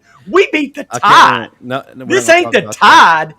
Katy Perry come in throwing corn dogs, Ole Miss tearing down goalposts. You know what we're going to do today? We're going to send that Colt back to Jim James Kool-Aid drinking, white suit wearing dude cheerleading loving, and we're going to kick that Texas A&M ass. The money's there. It's done. Hotty toddy. Hotty toddy. I'll give you one on that one, man. Well done. Well freaking done. WWF. Phone ringing right now, trying to get a new wrestler in there. Daniel, you got any steroids in the closet? You could just juice up a little bit and head on up to Atlanta. He's breaking off into a promo. He's going. I agree with this guy right here. Yeah. Also, our 18 parlay winner. They suck without Kyle Field. True story. Now, my co-host Daniel has downplayed the home field advantage of Kyle Field all year long. Sucks. Oh, well, what you've seen this year is it does not suck. But when they're on the road, they lost to State. They're terrible. I'm not saying they're undefeated team. They're not going to win 12 games a year. They're going to win 9. And if they get a big game in Kyle Field and that crowd is rowdy, it's as rowdy as any stadium in the SEC, period. And, Michael, it goes back to what you were just saying earlier. I agree wholeheartedly with this. Home field advantage matters this year more than for some reason. Because, it makes a difference. I don't care what anybody says. I don't care what Marvin Constant says. And, look, one thing I didn't call your boy Marvin out on, Justin, and me and Michael kind of bit our tongue on this because we didn't play in the SEC. Sure. Marvin played defense. When you're on defense, do you know what happens? The crowd's good. The crowd's quiet for the offense, so you're not having to deal with it. And if they're cheering, they're on your team. So, you're like, when you're on the defense, the crowd is your friend. When you're on offense, the crowd is your enemy. Yeah, and that is very true. And also, when you're a football player, you're trained not to listen to the crowd, that doesn't matter. So if he came out and said that it did matter, come on. What do you think about that, Justin? Do you agree with that at all? Because that's the one time I had to bite my tongue with Marvin because he's an actual player. But I'm like, dude, you play defense. It's really different from defense to offense. I think it's also a different era too. By the way, Bill, I was not pandering in that pick. That is my true analysis, hotty toddy. What do you think the era has to do with that? I don't see how the era has to do with it. I feel like in the stadiums today, there's a lot more energy. Well, they got the lights. It's like a damn music festival in there now. Yeah, it was more of a show. There's more to draw the crowd in and get energy flowing through there, especially when you got a stadium full of 100,000 plus or close, which almost every SEC stadium has now. I just feel like the vibe is a lot different. They don't have let's take a quick correction. They don't have the 100K over at Vaught Hemingway, but what they do have is 70,000 drunk people. Well, this just in, heard from an Aggie insider, Mr. Tim Ham. Calzada will play, and he said that during the whole week of practice that Calzada looked like his usual underwhelming self. Usual underwhelming self. Well, at least we won't have any shockers there, but that's good news to have coming in. Anybody don't know who Tim Ham is? He was our guest last week. He covers, he's the beat guy for A&M on Sports Illustrated. He also does the Cowboys, Arkansas Razorbacks, and a few other teams, but his main focus is A&M. If Calzada goes down, Blake Boast will come in, and he is a walk-on. Well, okay, so even better for the Rebels. So, since we're talking about backups and walk-ons, I didn't get to be on the show last week. What is Tim's thoughts on dude cheerleaders? Well, obviously, Petty, we're not assholes, so we didn't bring that up. Yeah. I'm kidding. That was his first episode. But you bring up a good point. They lost Haynes King, and then Calzada gets hurt. And their next they've got one more backup, the kid you just named, but the next backup after that, they moved to tight end in the offseason. So they've literally down to one more quarterback after Calzada. Yeah. That's where they're at. And crazy enough, in that goofy 3-2-6, Ole Miss actually gets sacks. Yeah, well, look, look, if you don't get sacks in the 3-2-6, what the hell are you doing out there? Because, look, it is designed to get coverage sacks. That's what the 3-2-6 is all about. How many of your sacks come in the first 3 seconds of the snap? Probably very few because you don't have a lot of people there. So that's what it is. You cover good, you're going to get the sacks. And that is, we've hammered, right? We've hammered, yeah, absolutely. We've hammered the 3-2-6 a lot because of the style of it does not fit the SEC. However, when you're playing a team that likes to throw the ball around, it's good. It's good. Let's just say it. It's good. But it doesn't apply to a team like A&M that's Who's going to try to drive it down your throat with Spiller? Yeah. But they can get it to Jalen Weidemeyer, who's the best tight end in the country, and possibly to Anaya Smith, who was very underappreciated, mainly because he doesn't have anybody who can get him the ball. Sure. Well, how about this, guys? Let's close out. We got a lot of games to cover here because it's not just our Ole Miss podcast, obviously. Yes, it's the Ole Miss show. Hotty toddy. I want score picks from each of you before we leave the Ole Miss game. So starting with our resident Ole Miss fanboy / guru, Daniel Petty. No, let me go last. No, we want you to kick it off. Okay, well, come on, Justin, you bring it. I'll let you go because I'm still kind of formulating. All right, well, cool. I'll go first. I've actually thought about this game, guys, right? Michael's actually got one. I think Ole Miss is going to get into the 40s against Texas A&M today. That's saying a lot against this Texas A&M Aggie defense, but I do think Ole Miss is going to get in the 40s. I think the defense is much improved, okay? I do think the defense is much improved, but that's not going to keep Texas A&M out of the 30s, okay? So I'm looking at like a 41-35, 41-31 type game in this with the Rebels coming out on top. Justin, what do you think? Well, my main focus right now is up front. How is Ole Miss's offensive line going to do against DeMarvin Leal and that incredible defensive front, that front seven? Texas A&M is probably one of the best in the SEC. These guys can bring it every play. If they're able to protect Matt Corral, I think that their defense is going to have a hard time against Corral airing it out. Like I said, they haven't played anybody that can stretch the field except for when they played Alabama. And, of course, we did put up 38 on them, right? Right. We can put up 38 on them. Yeah. Of course, having players like Jamison Williams and whatnot able to do what they did against them. So they really haven't been tested. I mean, they played Missouri. They played South Carolina. They don't air anything out, So. Well, look, here's the other thing. One misnomer about that Ole Miss Rebel offense is they're a run-heavy offense. I don't know if anybody's noticed that a lot, but these guys run the ball, and when they're giving it to Snoop Connor, they run it effectively. Jared Ely, occasionally. What's the other guy's name? Parrish or whatever that comes in. He can run the ball pretty good, but for me, I'm a Snoop Connor guy.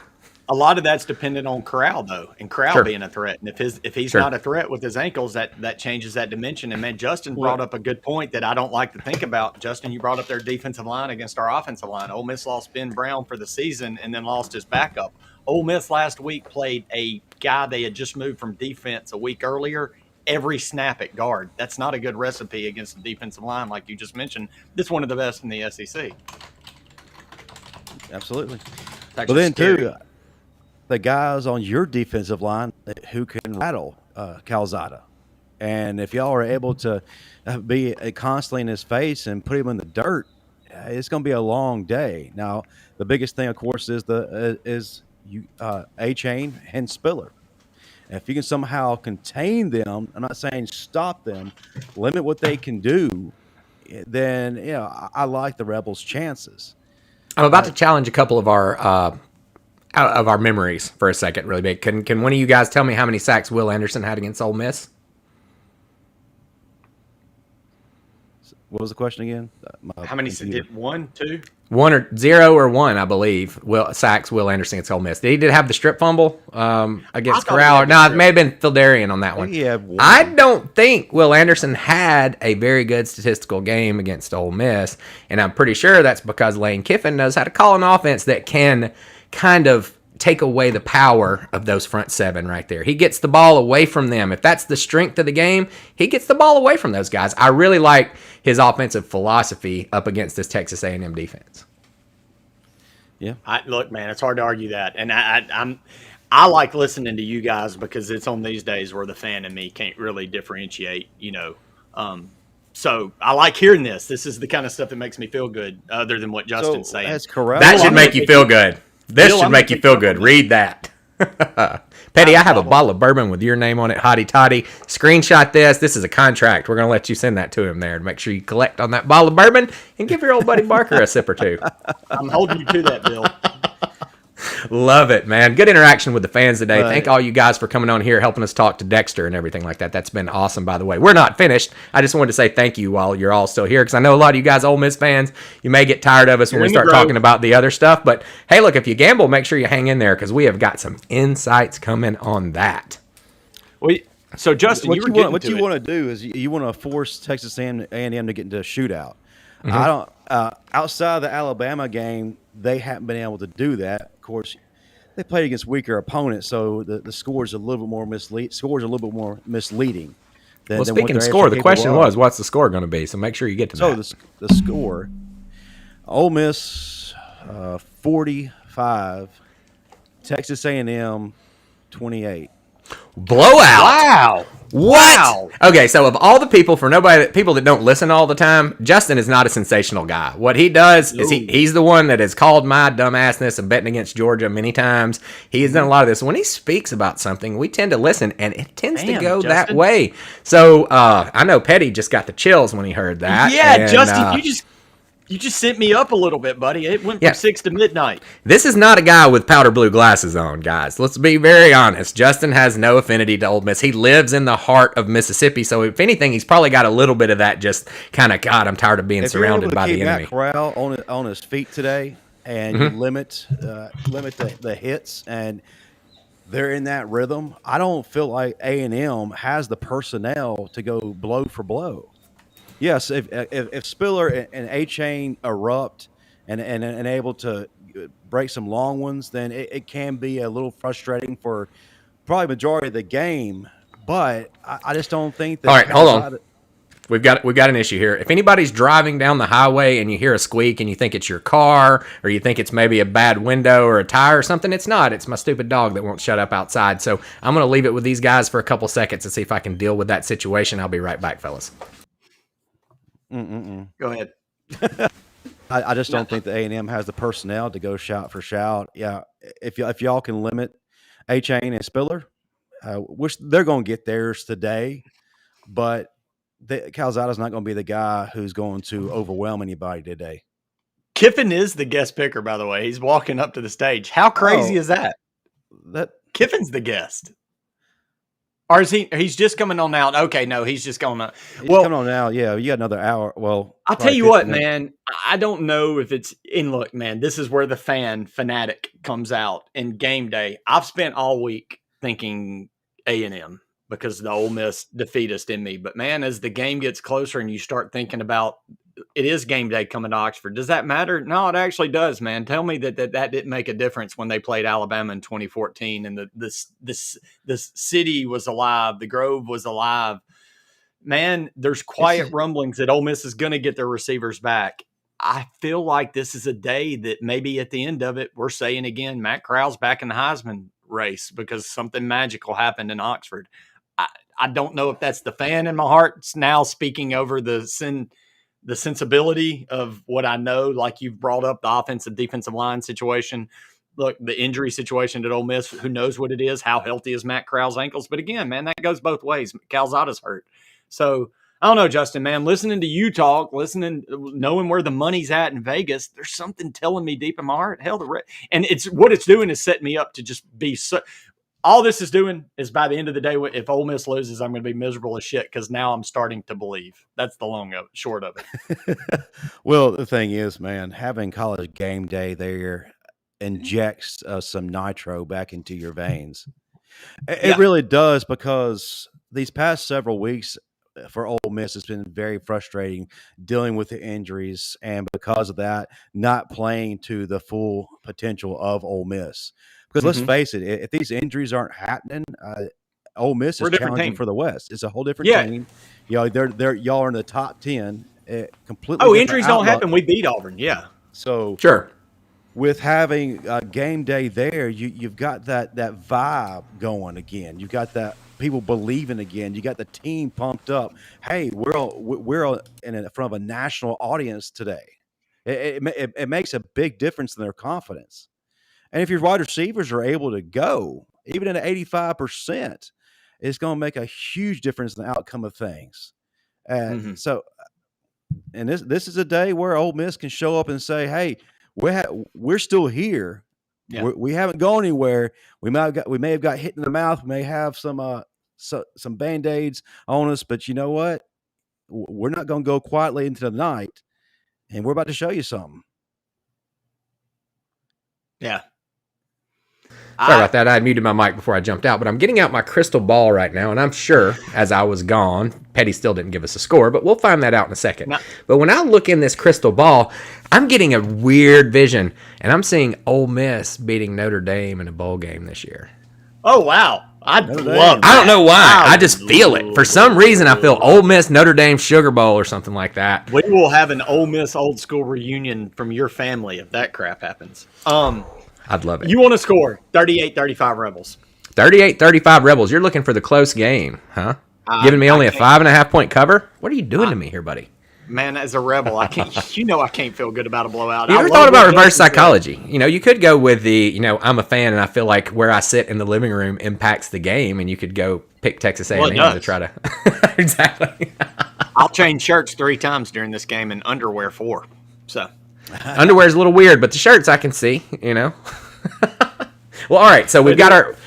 So we've got me. I think I said 41-31. So we've got a consensus. We've got a consensus Ole Miss winning this thing today. Consensus. Not only that, consensus money line Ole Miss. So if anybody's crazy out there, motherfucker Jones, you got a betting account? All right. Why don't you go in and throw a little bit on the Ole Miss Rebels money line, guys? Scary, but I like it. Like it. Speaking of picks, we've got a few more that we threw out on our podcast this week that we're going to kind of go through, do a little analysis, because these are the big games of the week, and for some reason we pick those, which means we're not going to do very well. It's better to get the obscure ones. Most definitely, but the one that I've got my eye on, and this is not officially in our pick 3 because I've learned my lesson betting against Georgia. You will get burned. They got a killer defense. They will score a lot of points with that defense, and they will cover the spread with their defense only many times. So you have to watch out for that. However, I got my eyeballs on this Georgia-Tennessee game, and guys, I told you about a certain host of this show who doesn't let the crap get to him, who can actually tell you what he thinks is going on. And the last 2 or 3 times I've picked against Georgia, he's laughed at me and made me look stupid. What do you think about this game today, Justin? Please tell us. I think that this is going to be probably one of the more exciting matchups of the year because Georgia, on paper today, really. You mean a close game? Tested. It's going to be a close game. I honestly feel like if Tennessee can get in that rhythm, stay in that rhythm, and play within themselves. Don't divert. Don't try to do anything new. Don't try to be fancy or cute. Hey, no double reverses. Hey, no double reverse passes. Josh Heupel pulled a pretty woman, went to the transfer portal. Got himself a hooker. Got him a hooker. And it's paying off very well. And it's funny, it's like a pretty woman because, Richard Gere got Julia Roberts and groomed her into being this lady. Well, that's kind of the same thing here. Heupel has gotten Hendon Hooker and has groomed him and to be one of the actual better quarterbacks in the country right now. Yes, in the country. Their offense is ranked. So you're condoning hookers. Look, here's the thing. Make sure that we don't end up. Hugh Freeze would be proud. She's a hooker. She's a damn hooker. We gonna. Oh, that's a quote from the old podcast, right? Podcast, by the way. Ever since he came on as a starter, he's taken over that offense and has been so efficient. And no one's really talked about it until here. What's crazy is, and they can score quick. And the problem that is their defense can't keep up at times. So absolutely. Oh, that's awesome. The Bulldogs have not faced an offense to this caliber yet, so they're going to be really tested. And Tennessee can do something that they haven't faced all year. Let's be honest, too. Tennessee can stretch the field. They got those dudes at receiver. It's not talent that Tennessee has. They're not winning with talent. They're winning with scheme. And if you watched Kirby Smart at Alabama like I did for every single football game that we played and loved the guy until we played an Oklahoma or a Utah or somebody with an innovative offense, an innovative scheme that we haven't seen all the time that takes advantage of how good your players are, how well they're in place all the time. One of the things about scheming against the defense is if you don't know what they're going to do, it's kind of hard to figure out how to go against them. If you know exactly what they're going to do, a very disciplined defense like Alabama, especially this Georgia team now, old Alabama, this Georgia team this year, you can catch them off guard a little bit. Now you have to execute when that happens, and if Tennessee comes out and they're not executing, they're going to get driven into the ground like whatever there is, right? They're going to get killed. But if they can execute some of those plays, if Hooker can have a Steven Garcia type of day, they're gonna give him a hard time. I bet Steven Garcia loves hookers. I bet Steven Garcia loves our podcast. We probably mentioned him more than anybody outside Jim Harbaugh. I heard a Steven Garcia story that was awesome not awesome, it's pretty horrible, but a Steven Garcia that was pretty epic story from college. Pretty epic, not good, not very morally sound, is what you're telling me. That balance. But the way the way Tennessee gets beat in this game, like you mentioned, is if they get in their own way, that they're committing penalties. But also, too, one of the weakest parts of their team, and this is where they're ranked last in the conference, is that the offensive line, they've given up the most sacks out of any team in the country or not in the SEC right now. And who you pointed that out before they played Ole Miss. That was you're really dead in on that. That's a good stat because, man, Georgia can get after the quarterback, Justin. That's a really good dynamic to this game. They can. I'm worried for Tennessee for this reason, and I'm optimistic for them for the same reason. If Tennessee gets out in this game and they run their quick offense in their first 2 or 3 drives and it goes 3 and out, will they try to change their game and play Georgia football? And that's what they cannot do. No matter if they go 3 and out, they got to keep being aggressive, keep being fast, and that might end up 60-0 with Georgia, 58 minutes of time of possession. It very well could. But on the other hand, if that starts working a little bit, or even if it doesn't work at first, it's your only shot. You've got to stay in your groove, and I'm hoping that Heupel and his Tennessee team will not get shook if they get punched in the mouth. On the other hand, if Tennessee punches Georgia in the mouth and they have to go to the air, I don't know how they're going to do it. Here's another good stat too. A good part about this game. Where's the game played? Home field advantage, kiddos. At the home of the throne mustard bottle. The single most obnoxious place to play football in the SEC besides Georgia. If this was at Sanford Stadium, I wouldn't feel quite as hyped on Tennessee right now. But good point. Neyland Stadium can get loud. It can start shaking. The 110,000 running strong. Yeah, it's going to be a factor. And if Tennessee can keep things rolling and stay in Week 0 Sports. Look out. Bonus pick coming at you right now. Tennessee plus 20.5. Take it. If you let them hang around, they're a team that can gain confidence, and they won't go away so easy. Guys, I'm going to have to pause again for a second. People are going to be pulling their cars over thinking they've got a squeaky hub or something with my Poobador out here giving me all this slack. So give me just a second. I want you guys, we've already covered Georgia. It sounds like we've got a new Week 0 Sports consensus pick on the Tennessee Volunteers plus that 20.5 by a whole point if you can, because 21.5 would be way better. And going to cost you about 40% juice, but you should do that. Next, I'm going to leave you guys on this one. Don't get too deep into it while I'm gone for a few seconds. I want y'all to talk about the Auburn and Mississippi State game. Awesome. Are we going to give our score? No, I thought you already did. Oh, the Georgia score. Georgia scores. Throw those out before I do this. Okay. I'm assuming today that Tennessee is going to play their best game, and they're not going to do anything to beat themselves. So, a lot closer than the experts think. Georgia 34, Tennessee 31. Ooh, that's close to my score, man. Very close. Petty, what you got? 31-17, dogs. Are we all going to be right at the low 30s? Because I'm 31-27, dogs. I think it's going to be a close game. I think the dogs will trail a little bit in this game. I do think they're a resilient team. I do think they're probably the best all-around team in the country. Now, the best team doesn't always win the game, so I'm going to think Bama's going to beat them if they make it to the SEC Championship. Having said that, I think Georgia's going to show us that they are resilient today by making a little bit of a comeback. I do want to pose a question. There's been a lot of talk about eventually bringing back in JT Daniels. Would removing Stetson Bennett, because I get Stetson Bennett is not aesthetically pleasing. I get that he's not the guy, but he's getting it done. TV screen. But he's getting it done. He's getting it done. The offense is in a rhythm. the guys on his offense want to play for him. So my question is, even though JT Daniels might be, better athletically, would making a change at any point, especially right now where you're in the heart of things, you're getting towards the end of the season, if you were to make that change, does that hurt Georgia?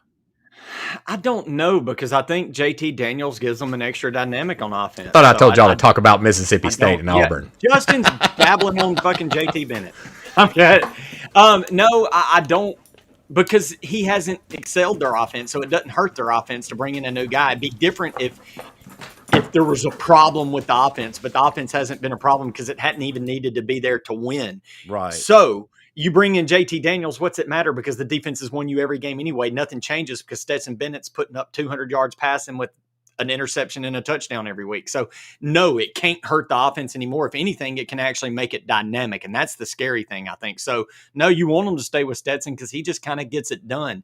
If they bring in JT, he actually has the talent to make it dynamic. Look at that daggum big Fraggle Rock dog coming in here. Fraggle Rock. Okay. Fair assessment. I just want to throw the question out there because it's been talked about so much, and it kind of got me thinking, would it be a good thing? Would it be a bad thing? So I was just curious to hear, what your thoughts were. Yeah, well, that's my thoughts. I don't think that Bennett's elevated the offense, and he hasn't elevated or brought it down. He hasn't been needed. Do you guys remember Tua Tagovailoa coming in and beating Georgia? No. Yep. Look for a JT Barrett rescue today. There you go. Hey, speaking of that, Tua Tagovailoa did that very thing. He looked great this weekend for the Dolphins, didn't he? Guys, if you watch him play by play, he looks good every play except for he's running for his life, and he has on his offensive line the 3 leading players in allowing sacks and allowing pressures. Three out of his 5 offensive linemen are the top 3 in the country. So cut the man some slack. Absolutely. Hey, Michael wanted us to get to Bama, Georgia. 2 weeks ago on the show, we had a guy that coached running back Ja Hunter in high school. Auburn, Mississippi State, you mean? Auburn, Mississippi State. I wanted to give a quick shout out. Yeah, my bad. Before we went into Auburn, Mississippi State, and Justin will actually know this because we played McGee when we were at Northwest Ranking. Enterprise, Wes Roy, that's who he coaches right now, beat McGee in the Mississippi 3A playoffs last night. McGee is the defending 3A state champions. And with 21 seconds to go, tied 14-14, Wes's son, Trace Roy, scored the go-ahead touchdown to beat McGee. Badass. Friend of week 0 getting it done. I love that. Boom! Trace! I love that. Wes, way to go, man. Sorry I wasn't here for the interview. Had music festival to do. Yep. Yeah, we'll get Wes back because Wes was awesome. But, hey, go Enterprise. Take that state home for the 3A title in Mississippi. Well, so are we finished with Georgia? Yes. Yeah, we're done with Georgia. Mississippi State, Auburn. What do y'all think, guys? And Petty first, because I want to hear the nonsense before I hear the good stuff. Okay, State, Georgia. This is actually going to bring up, this game is in a question I'm going to pose to you guys real quick here in a minute about refereeing, because I've talked a lot about it this week in our podcast and my writings. But we're going to a game that involves 2 teams that have had the most insane referee issues in games this year, with Mississippi State losing 2 games because of refs, and Auburn being the benefactor in 2 games, and the actually non-benefactor. Georgia kind of, So the referees have been heavily involved in Auburn Mississippi State games this weekend. So maybe this is one to look at to see what these goofy ass SEC refs are up to. Yep. But after a game where Auburn couldn't get shit going on offense at Texas A&M, so only scored 3 points. Bo Nix looked like he just went back to that Boise State offense doesn't work good against an SEC defense. But Mississippi State has been one of the weirdest teams in the SEC this year. They've lost to LSU, they've lost to Memphis, but they beat Texas A&M on the road. They've won some big games. They beat the hell out of Kentucky at home. They almost beat Arkansas if it wasn't for a kicker, which apparently the Pirate has opened up a kicking contest in Starkville this weekend for anybody on campus that has a leg and is NCAA eligible. Maybe that girl on the Vandy soccer team should do transfer portal over to TAMU. Or excuse me, the Mississippi State. I'll say this, man. This is a weird line. 5.5. Auburn's favored at home. State looked really good on the road against Arkansas, but if you remember, Auburn went to that same stadium and beat the shit out of Arkansas. I think Auburn comes home again this weekend. I know y'all hate Auburn. I'm a Rebel, so this is a weird. Who do you cheer for? I don't hate Auburn, but Yeah, it's no hate. I'm interested in the data here. I'm interested to see how our perceptions line up with Auburn's got a solid secondary. I think they can contain that Mississippi State, throw it 70 times a game. I think Auburn's going to be able to run the ball. I think this is a game Auburn wins with one of those stupid Mississippi State and Auburn always play ugly scores. This is going to be a 17-10. Do you think they'll have a bidding war for one of next year's players before the game, or they'll wait till recruiting time? Is there a Cam in the portal? State. Oh no, seriously. Cam's back. Oh my God, Cam just got $4.5 million free to come get hurt at Carolina. Mississippi State. You were sorry, Auburn fans, but I hate the guy. He's terrible. I fell in love with Cam the year that we went to the Super Bowl. He was giving balls to kids and stuff. It really felt good. It was really good for the city of Charlotte. Awesome. And then he laid down and kicked and screamed like a baby during the Super Bowl in the game on the field, and has not really done anything since then, except for going to New England, getting beat out by my guy, Mac Jones, who was still available at the 9th pick when the Carolina Panthers picked J.C. Horn to pander to the sidecar state over here. All right, I'm done with the Panthers, done after this. And then they paid the news to go around and find people that actually liked bringing Cam back and put it all over the news and act like the whole city's excited, and I haven't talked to a single real human that's excited about this. Okay, so we've hit a sore spot with our co-host from Charlotte, Cam Newton. Damn. Okay, I was in the stadium when he came back from 24-0. It was 24-0. I was in the top row of Bryant Denny, living life, ran into my big brother in the fraternity during halftime. It was a great experience. Hadn't seen the guy in years. Walked back out, and I don't know if we scored again, and they beat us. So it was pretty terrible. So Cam Newton's a double sore spot if you're an Alabama fan that lives in I've got another one. Just kidding. Holy hell. So back to Alabama, back to Mississippi State, Auburn. Mississippi State. Seriously, the difference in whatever Auburn paid Cam Newton is the difference in you winning a national title, because you had a defense and you would have won a national title with Cam Newton. Can I take it a step further? Let me take it one step further. A little comic relief here. Boy, he is. Carolina just paid $4.5 million to get Cam back here.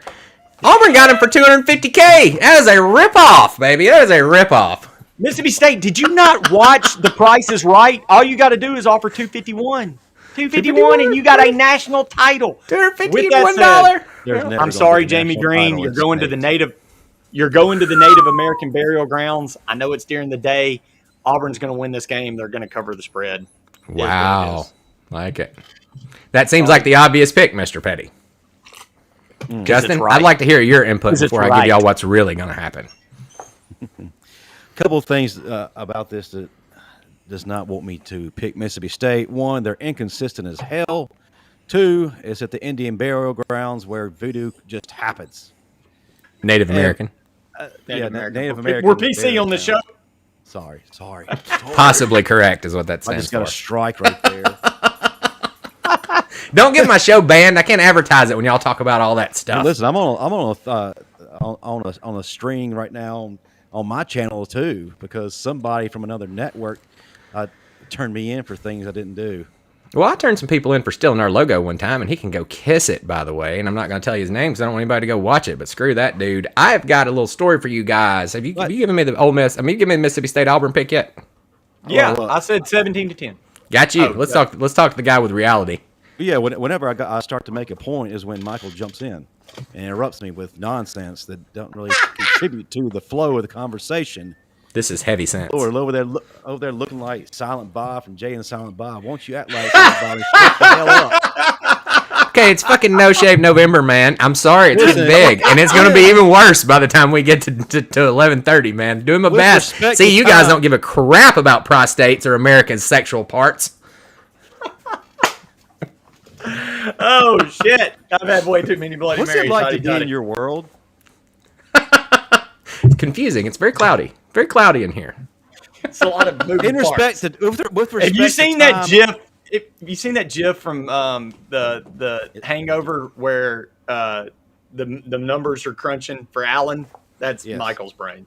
Yeah. Yes. Okay. It's a mess. In respect to time, since Alabama plays in 29 minutes, I'm going to go ahead and pick Auburn, and it's going to be one of those ugly games that How much? really wants to see.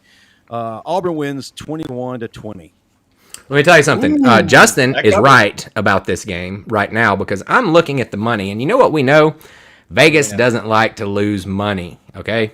61% of the bets are on Auburn, okay? Okay. That's not that. Of the bets that are on Mississippi State, they're all way bigger. So it seems like we got a pros versus Joes situation where the pros are playing Mississippi State and all the average Joes are on Auburn. So I think Auburn wins this game by a field goal. Okay. You got your 21-20. I've got 27-24. I think that's the final score. Auburn pulls it out in the Indian Burial Ground. Excuse me, Native American. And possibly without the Magic, because I think it left with Gus Malzahn. No, the Indians. They don't move the dead. That sucker got out there in the middle of the night and took him out. And he's got him in a van somewhere waiting for his next big job. He's not going to bury him down there in Central Florida. You can bet that. He's going to bury those suckers somewhere important. Hey, Michael, I'm going to need you. And I'm going to guess it's going to be something like Washington or something like that. I'm going to need you to post the comment that says, I agree, Petty. I don't know what they were agreeing with, but they agreed. So we just need that shown. We need to confirm that someone agrees with Petty. I love it. He's going with it. This is also a very huge Auburn fan right here. I think Auburn's going to win the game. I just think it'll be within that 5. Eagle, strike up the band. All right, next game, guys. We're down to about 14 minutes of live action to talk about here. So, sorry. Petty had a big pick this week on our show, and it's probably in the game that nobody gives any shits about. Like, literally zero shits, zero fucks given in the world about this game. We already talked about Cincinnati. Oh, no, this is worse. Kentucky versus Vandy. Oh! we call this the SEC championship game. If a tree falls in the wood and nobody is there to see it, does it make a noise? That is this game. But what you need to know, those are the games you bet on, because what do we do at Week 0 Sports? We fade Vandy. And Vandy's back on the docket. They weren't there last week. Hey, Vandy, congratulations. You didn't lose last week. You also didn't play a football game. However, I don't care that Kentucky's taking lumps in Starkville. I don't care that the referee screwed them out of a game at their home field with a missed face mask in Lexington. Vandy sucks. Minus 21. Take Kentucky. They're going to win this game 38-10. Do you have any input on that one? Let's keep it short on this game. Yeah, that's all we need. Short. This is a reset for Kentucky, a confidence builder for those guys. Kentucky 52, Vanderbilt 3. Nailed it. Look, I'm telling you, Kentucky beats the fucking shit out of Vandy in this game. Kentucky has a solid team, and that's the thing, is like any solid team is going to destroy Vandy. Anybody that's got holes and they kind of half play, like you could roll North Carolina into Vandy, and I wouldn't know who to pick because you can't tell what team's going to show up with the UNC Tar Heels. But you know who you're getting with Kentucky. You're getting probably the 5th best team in the SEC, and they're going to be the 5th best team in the SEC when they get there, and they're going to beat the crap out of Vandy. Player of the game, Cavassier Smoke. Smoke! Great name. How did we get a Smoke Monday and a Cavassier Smoke in the same season? Let's just write that down. Write that down. All right, next game. This is one that was in my picks, actually. We've got the Arkansas Razorbacks heading down to the LSU Tigers, who played their final game of the season last week. Yep. Done. How did y'all play so shitty? Dude, I'm telling you something. There is enough talent at LSU to make 2 other SEC teams good. If 2 other SEC teams could pluck talent from LSU and become contenders, they have talent. They just actually tried for 1 week, guys. They tried. I was about to say they actually gave a damn. They cared. Absolutely. 100%. Bama factor. So let's talk about this week's game again. Arkansas at LSU. Which one of you guys has got the insights on that one? Well, listen, you got to hope that with LSU playing their Super Bowl last week that they got to have some kind of give a damn left to play against their rival. But they won't. Big rival. Like, I bet if you ask LSU fans who their real rival is, Arkansas doesn't make the top 3. Boy, if you don't shut the hell up when I'm talking. Hey, this is not just your show. This is conversation, man. This conversation. It's the Michael show. Don't say stupid stuff. Don't say stupid stuff and we won't jump in. I won't have a chance to say stupid stuff because I'm constantly interrupted. Quit bitching and talk. And I said you people. Anyway. You people. Arkansas 45, LSU 17. Who are you calling you people? I did not see that one coming. 400 yards of total offense. Holy hell. I didn't see that coming. Now, also, full disclosure. Petty, go ahead because I'm about to give away it's one of my picks. No, man. Arkansas is going to win this 28-17. 28-17. So that sounds more reasonable to me, to be perfectly honest. When I'm looking at this game, I think LSU packed it in. Again, like I said in the intro, LSU played their final game of the season last week against Alabama, and they were proud when they came out of there. They were happy with their performance. Coach O was cheering and said he had the better team on the field. No, they would have won if they would have had a better team. We'll see about that this week. You're exactly right. What you just said is the truth. The better team usually has the better score. And I'm tired of hearing that crap. Well, the better team didn't win today. Well, if the better team won, then they would have won. They would have won. That's right. So here's what I got for you. Don't make asinine statements, you freaking caveman. I think Brett Schaefer. The Bobby Boucher. No. It's my brother, my quarterback. But Brett Schaefer, my quarterback. All right, so here we go. This is what I think is going to happen in this game. LSU doesn't show up at all, okay? Arkansas comes in there, and this is kind of a Super Bowl for them because every game really is, let's be honest, okay? Arkansas is going to come in, and they're going to run the ball down LSU's throat today. They are going to. They're not going to pass a whole lot. They're going to beat LSU, and I don't think it's going to be the annihilation that Justin gave here. I hope so because I picked Arkansas, but I do think you get Arkansas in a 37-21 win here. It's close. A lot of consensus picks today. I hope yours goes the right way, Justin. I Somewhat prefer close. your Arkansas- analysis to mine. Today, Arkansas gets upgraded to a better bowl. Well played. I like that. Yeah, I like that. I agree with All that. right. Dude, I just saw the best game day sign. We throw it out there for me. Words nobody has ever said to mom. Okay. I want to be a yell leader.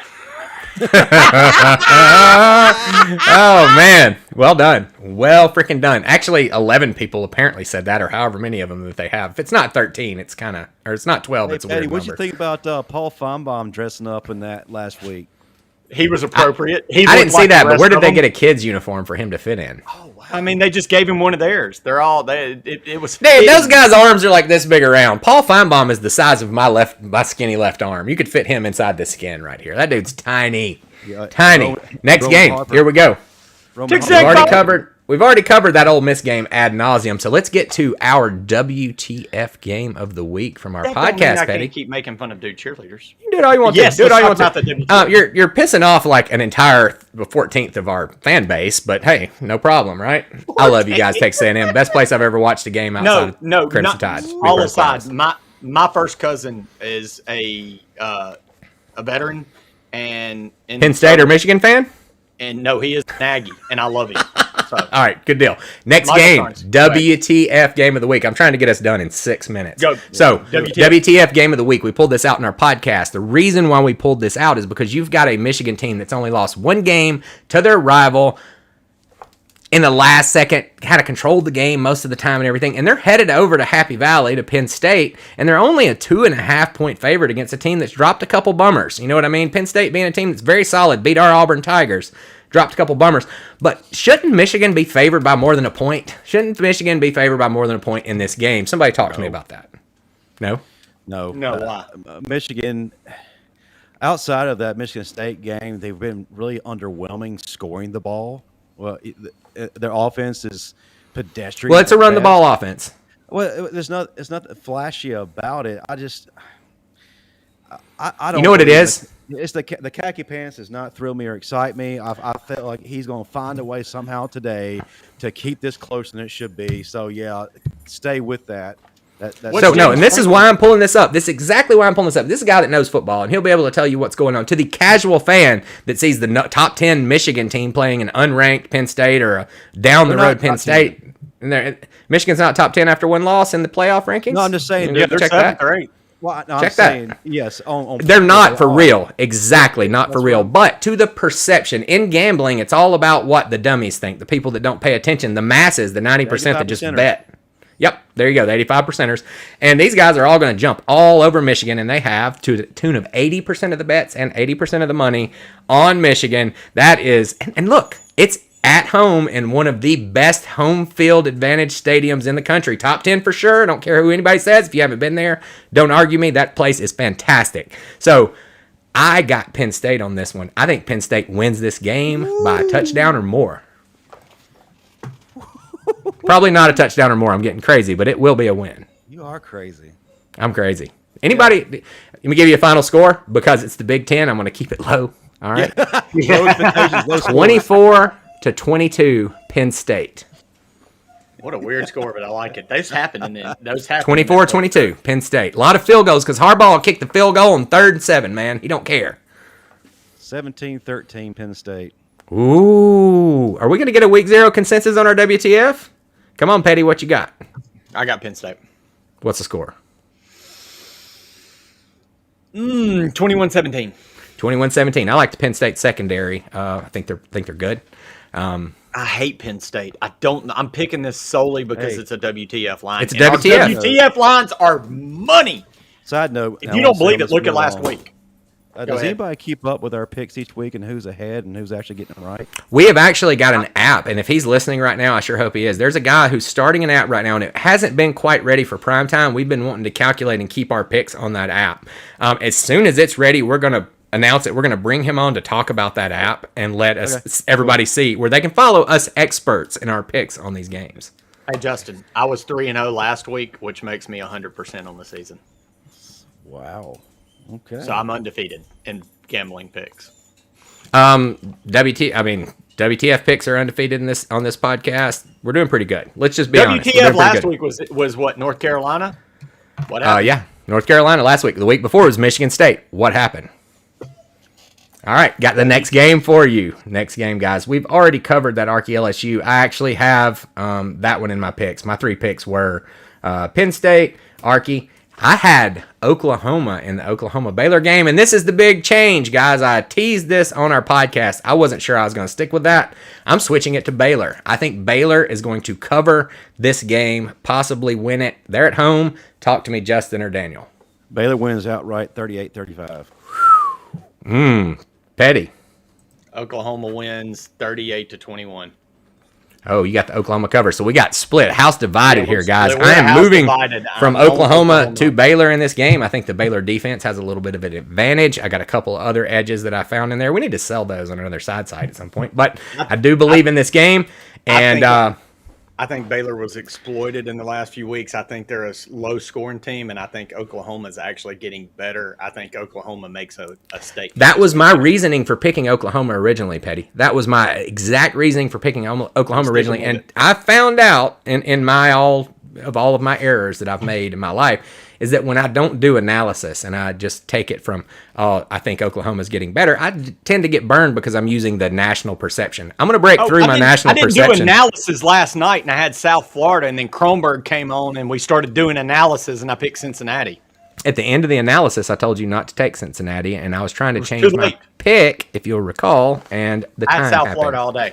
All right, guys. So you've seen it right here. We have changed that pick. Any of you guys that listen to the podcast and aren't listening this morning, you're kind of screwed because you're not going to find out that I am not taking Oklahoma today. No Oklahoma. Stay away from it. Let's get into Petty's picks from the podcast real quick because there's another few premier matchups. The first one is one that I picked out too. This is a week 0 consensus, but this is one of Petty's picks. Talk to me about that ACC matchup that used to be the biggest game in the world. The biggest game in college football when we were kids, no doubt outside, was Miami, Florida State. It was must-watch TV, and it has become crap TV. However, in the last few weeks, Miami has started to kind of get it together and started to win. Florida State got a flashy win a few weeks ago, but they've reverted back to who they were at the beginning of the season. Miami's going to win this game solidly today. Take Miami -2.5. On the road. Wide left. Let's hope for no wide left. Right down the pipe. What you got, Miami Justin? lose to Georgia Tech last week? Don't care. No, did they? Don't care. Yeah. They did, and that's an improving Georgia Tech team, but let's talk about that. And that was after Florida State sucks. And this is almost a WTF, because why is the home team not favored? Number one, when you have a game that's even and both teams suck, usually you just favor the home team by 2.5, right? Why is that not favored? Miami beat Georgia Tech 33-30. So let's get those facts out there. Sorry about that. Derek King against Alabama didn't make any mistakes. His team got annihilated, but he played a good football game. Now he's no longer on the team. Is that correct? He's hurt or he's not playing right now. But if you look, Van Dyke is playing and he's playing good, and he's good. Yep. Which Go ahead, is my point. Is that if you actually watch any of Miami over the past several weeks, they're actually playing a lot better under Van Dyke. Teams are responding better. And they went up to Pittsburgh, and they stole one from Pittsburgh, came back and won a close one, obviously, because I was wrong on that one, against Georgia Tech. Florida State's quit. So, yeah, this is going to be Miami wins big. Week 0 consensus. 37-7. 37-7 blowout in Tallahassee. Boy, my Florida State fans don't want to hear that. Guys, this is really what we're looking at right now. Miami. Now, it is a rivalry game, so shit could happen. So keep that in mind. If it does, it was just we weren't wrong. It was just a rivalry. But I will say this: Charleston Rambo, since transferring to Miami, has been very underwhelming this season. Yeah. Well, guys, we've got 14 minutes before got kickoff, and one we've more got pick on one my pick three. final petty pick. Absolutely. And this one applies to your team, Justin, so you're going to want to hear this. Petty is drifting out of our lines, and he is going to take us into the land of totals for this one. Bring it to us, Petty. Look, man, this is a 9 out of 10. If this is the 10, I'm sorry. If Bama does something stupid, I'm sorry. I'm saying that in advance. But when Bama plays teams like this, especially with the offense kind of struggling, Saban's not going to do anything crazy before a big week. The over-under in the Bama-New Mexico State game is 67. So you understand if Bama wins 52-7, that's still a cover. Also, Bama the line is 51. I got to add that in. So at 51, the other team, if Alabama scores 52, the other team can score what, 17 still? Yeah, and cover. So, with that said, man, again, 9 out of 10 times when Bama plays the Mercers, the New Mexico States, the whoever the hell, fill in the blank, they win 52-3, 52-7, 59-3. Those are the 63-3. Yeah, now, every blue moon, they'll do something stupid. 63-11. So there you go, 63-10, and screw you. I'm taking the 9 out of 10 here. Bama's going to win this game 52-3. Take the under in Alabama under 67. And you can cover that one by 15 points or 12 points if it goes 52-3. Yeah, it's happening. But I mean, New Mexico State's not going to score on this Bama D. I know y'all are off of Pete Golding. New Mexico State sucks. Let me ask you something, Justin. Are there any games that we haven't covered this week that we're overlooking? I hope not. I like to be perfectionist. I think we pretty much got everybody covered in there. What do you think on that Bama? You're the, for us, when it comes to a Bama game, like you're the final, this is the final shoe to drop. Can you tell us what you think is going to be the final score of this Bama game? Okay. Give me a little analysis on the way in, because we got cut off earlier. I think we're going to play kind of flat in the first half. In the second half, we're going to erupt. This is a game where it's going to be very vanilla. It's going to be one of those games where no danger of losing, of course, because they're one of the worst teams in the country. They've only won one game. Their defense is absolutely atrocious. So I expect fully for us to kind of use this as just as a way to kind of improve on some things, kind of find some things out, especially on this offensive line. I don't think Dalcourt's going to play at center. He doesn't really need to. Save him for the big game. No chance risking him getting hurt in a meaningless game. So we may see Seth McLaughlin. So he's another possibility. Been getting a lot of high praise this week and throughout the year at the center position. But I really want to see some things really sealed up. I want to see this offensive line get better. Of course, it's not really a measuring stick when you're playing New Mexico State. I do want to see, however, like I mentioned earlier, I want Jaleel Billingsley to show up today, make some catches, show that he can still do some things. I don't want Bryce Young to throw more than 10 passes. That's just plain and simple. Let's just run the ball, get B-Rob 100 yards, Roydell 100 yards. Trey Sanders maybe even 100 yards. Here's the thing. I think you're going to be a little bit dumbfounded in part of this game, Justin, because here's something that Petty pointed out that I was never able to see through my crimson glasses, but it was something he pointed out in one of our podcasts a long time ago. Sometimes our coaching staff will come into these small games like this, and they will call plays that purposefully won't work unless they are perfectly executed. Like, why in the hell would you run that play in this situation? And they're testing the execution of their players a lot of times. And I think you are going to sometimes look at this and be like, why the hell did he call that or whatever? And you're going to have to think back that this is a scrimmage. Wildcat. Yes. Yeah. But no, I'm not talking about that. That wasn't that was LSU. That was a terrible call. Let's be freaking honest. We're not playing LSU this week. We are playing New Mexico State, and we're going to treat this like a scrimmage. It is. Look, we're going to treat this like a scrimmage. We're going to try to get people better on the line. We need to put people in their second string position on the offensive line and see what we can do against a shitty team, because we're going to be playing some good ones in a couple days. Exactly. Play J.C. Latham. Let me ask you something. One more question for you. You'll know this answer. This is a big question I got to ask you, Justin, before we run out. Let me ask you this. We brought in 2 5-star wide receivers this year, Ajayi Hall and like a guy named what was the other 5-star? Kamar something or Kamar Wheaton. No, that's a running back. We brought in another 5-star that was actually the higher rated receiver over Ajayi Hall this year. He was a freshman. If Ajayi Hall's not going to be playing, are we going to see that guy? And I hate that I can't remember his name right now. Ty Jones Bell. Nope. No, Christian Leary? No. Yeah. Nope. Nope. No. Well, I'm gonna give you the 2021 recruiting class Doesn't real matter. quick. Y'all just need to win 52-7 and go under. And I want people That's money. it. So who gives a Alabama shit? wins 56-6. Ja'Cory Brooks is the guy I'm talking about Brooks, from yes, we're gonna IMG. see 6'3", 185. He was higher rated than Ajayi Hall coming in. We haven't seen anything of him. Is he doing it right? Are we going to get a chance? We're gonna see him. Alabama 59-6. Ooh, 59-6. That covers Jalen Milroe will both have spreads. 2 touchdowns. Yep, that's the under in the Bama. I love it, guys. Man, absolutely love it. But take your reverse.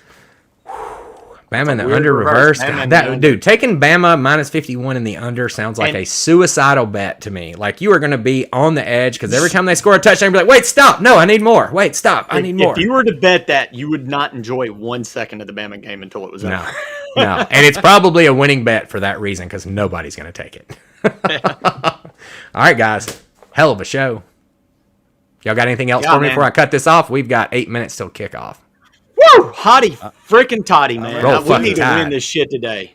Roll Tide. I'm cheering for you guys because that takes a lot of heat off my Crimson Tide, man. So I am 100% pulling for Ole Miss today. Well, We need a strong show in the Grove. If Ole Miss does anything, we help you jackasses out all the time. You know, Because- 24 against Thank you. Arkansas helped y'all. We love for Mississippi State to help us too. Tell you what, if we're ever in that spot, we'll put it back to you, buddy. That's for sure.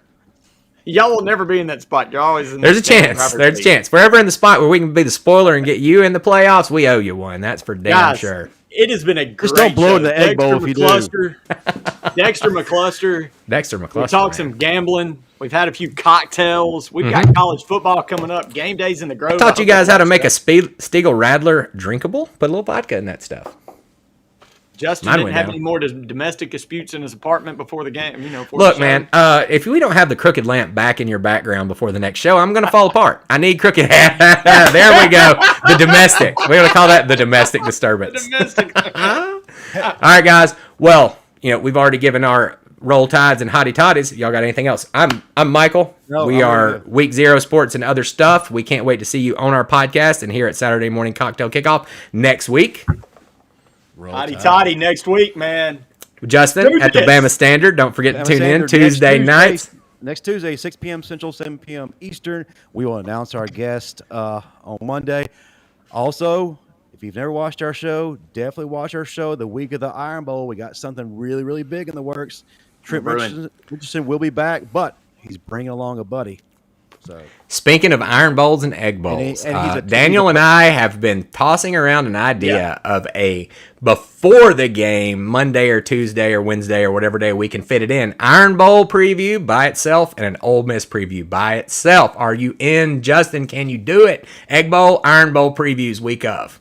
yes, And we Because need it's going to be Thanksgiving weekend. It's going to be very hard for all of us to get together on that Saturday morning. We may be able to pull it off. We're not 100% sure. We're still trying to work out the logistics. But we will at least bring you the previews, right? Justin, we need to get some Auburn guys. I know you mentioned some. We need to get we're going to get some Ole Miss State guys. All We're right. gonna get some Ole Miss Auburn. Love it. Bama, Well, Auburn. guys, let's say goodbye to everybody. We'll have our conversations about all that offline. Just want to get you guys excited for our next shows coming on. Roll Tide. well done. Hotty toddy. See y'all next week. See ya. Uh-oh, I got to play my promo before we go. Promo.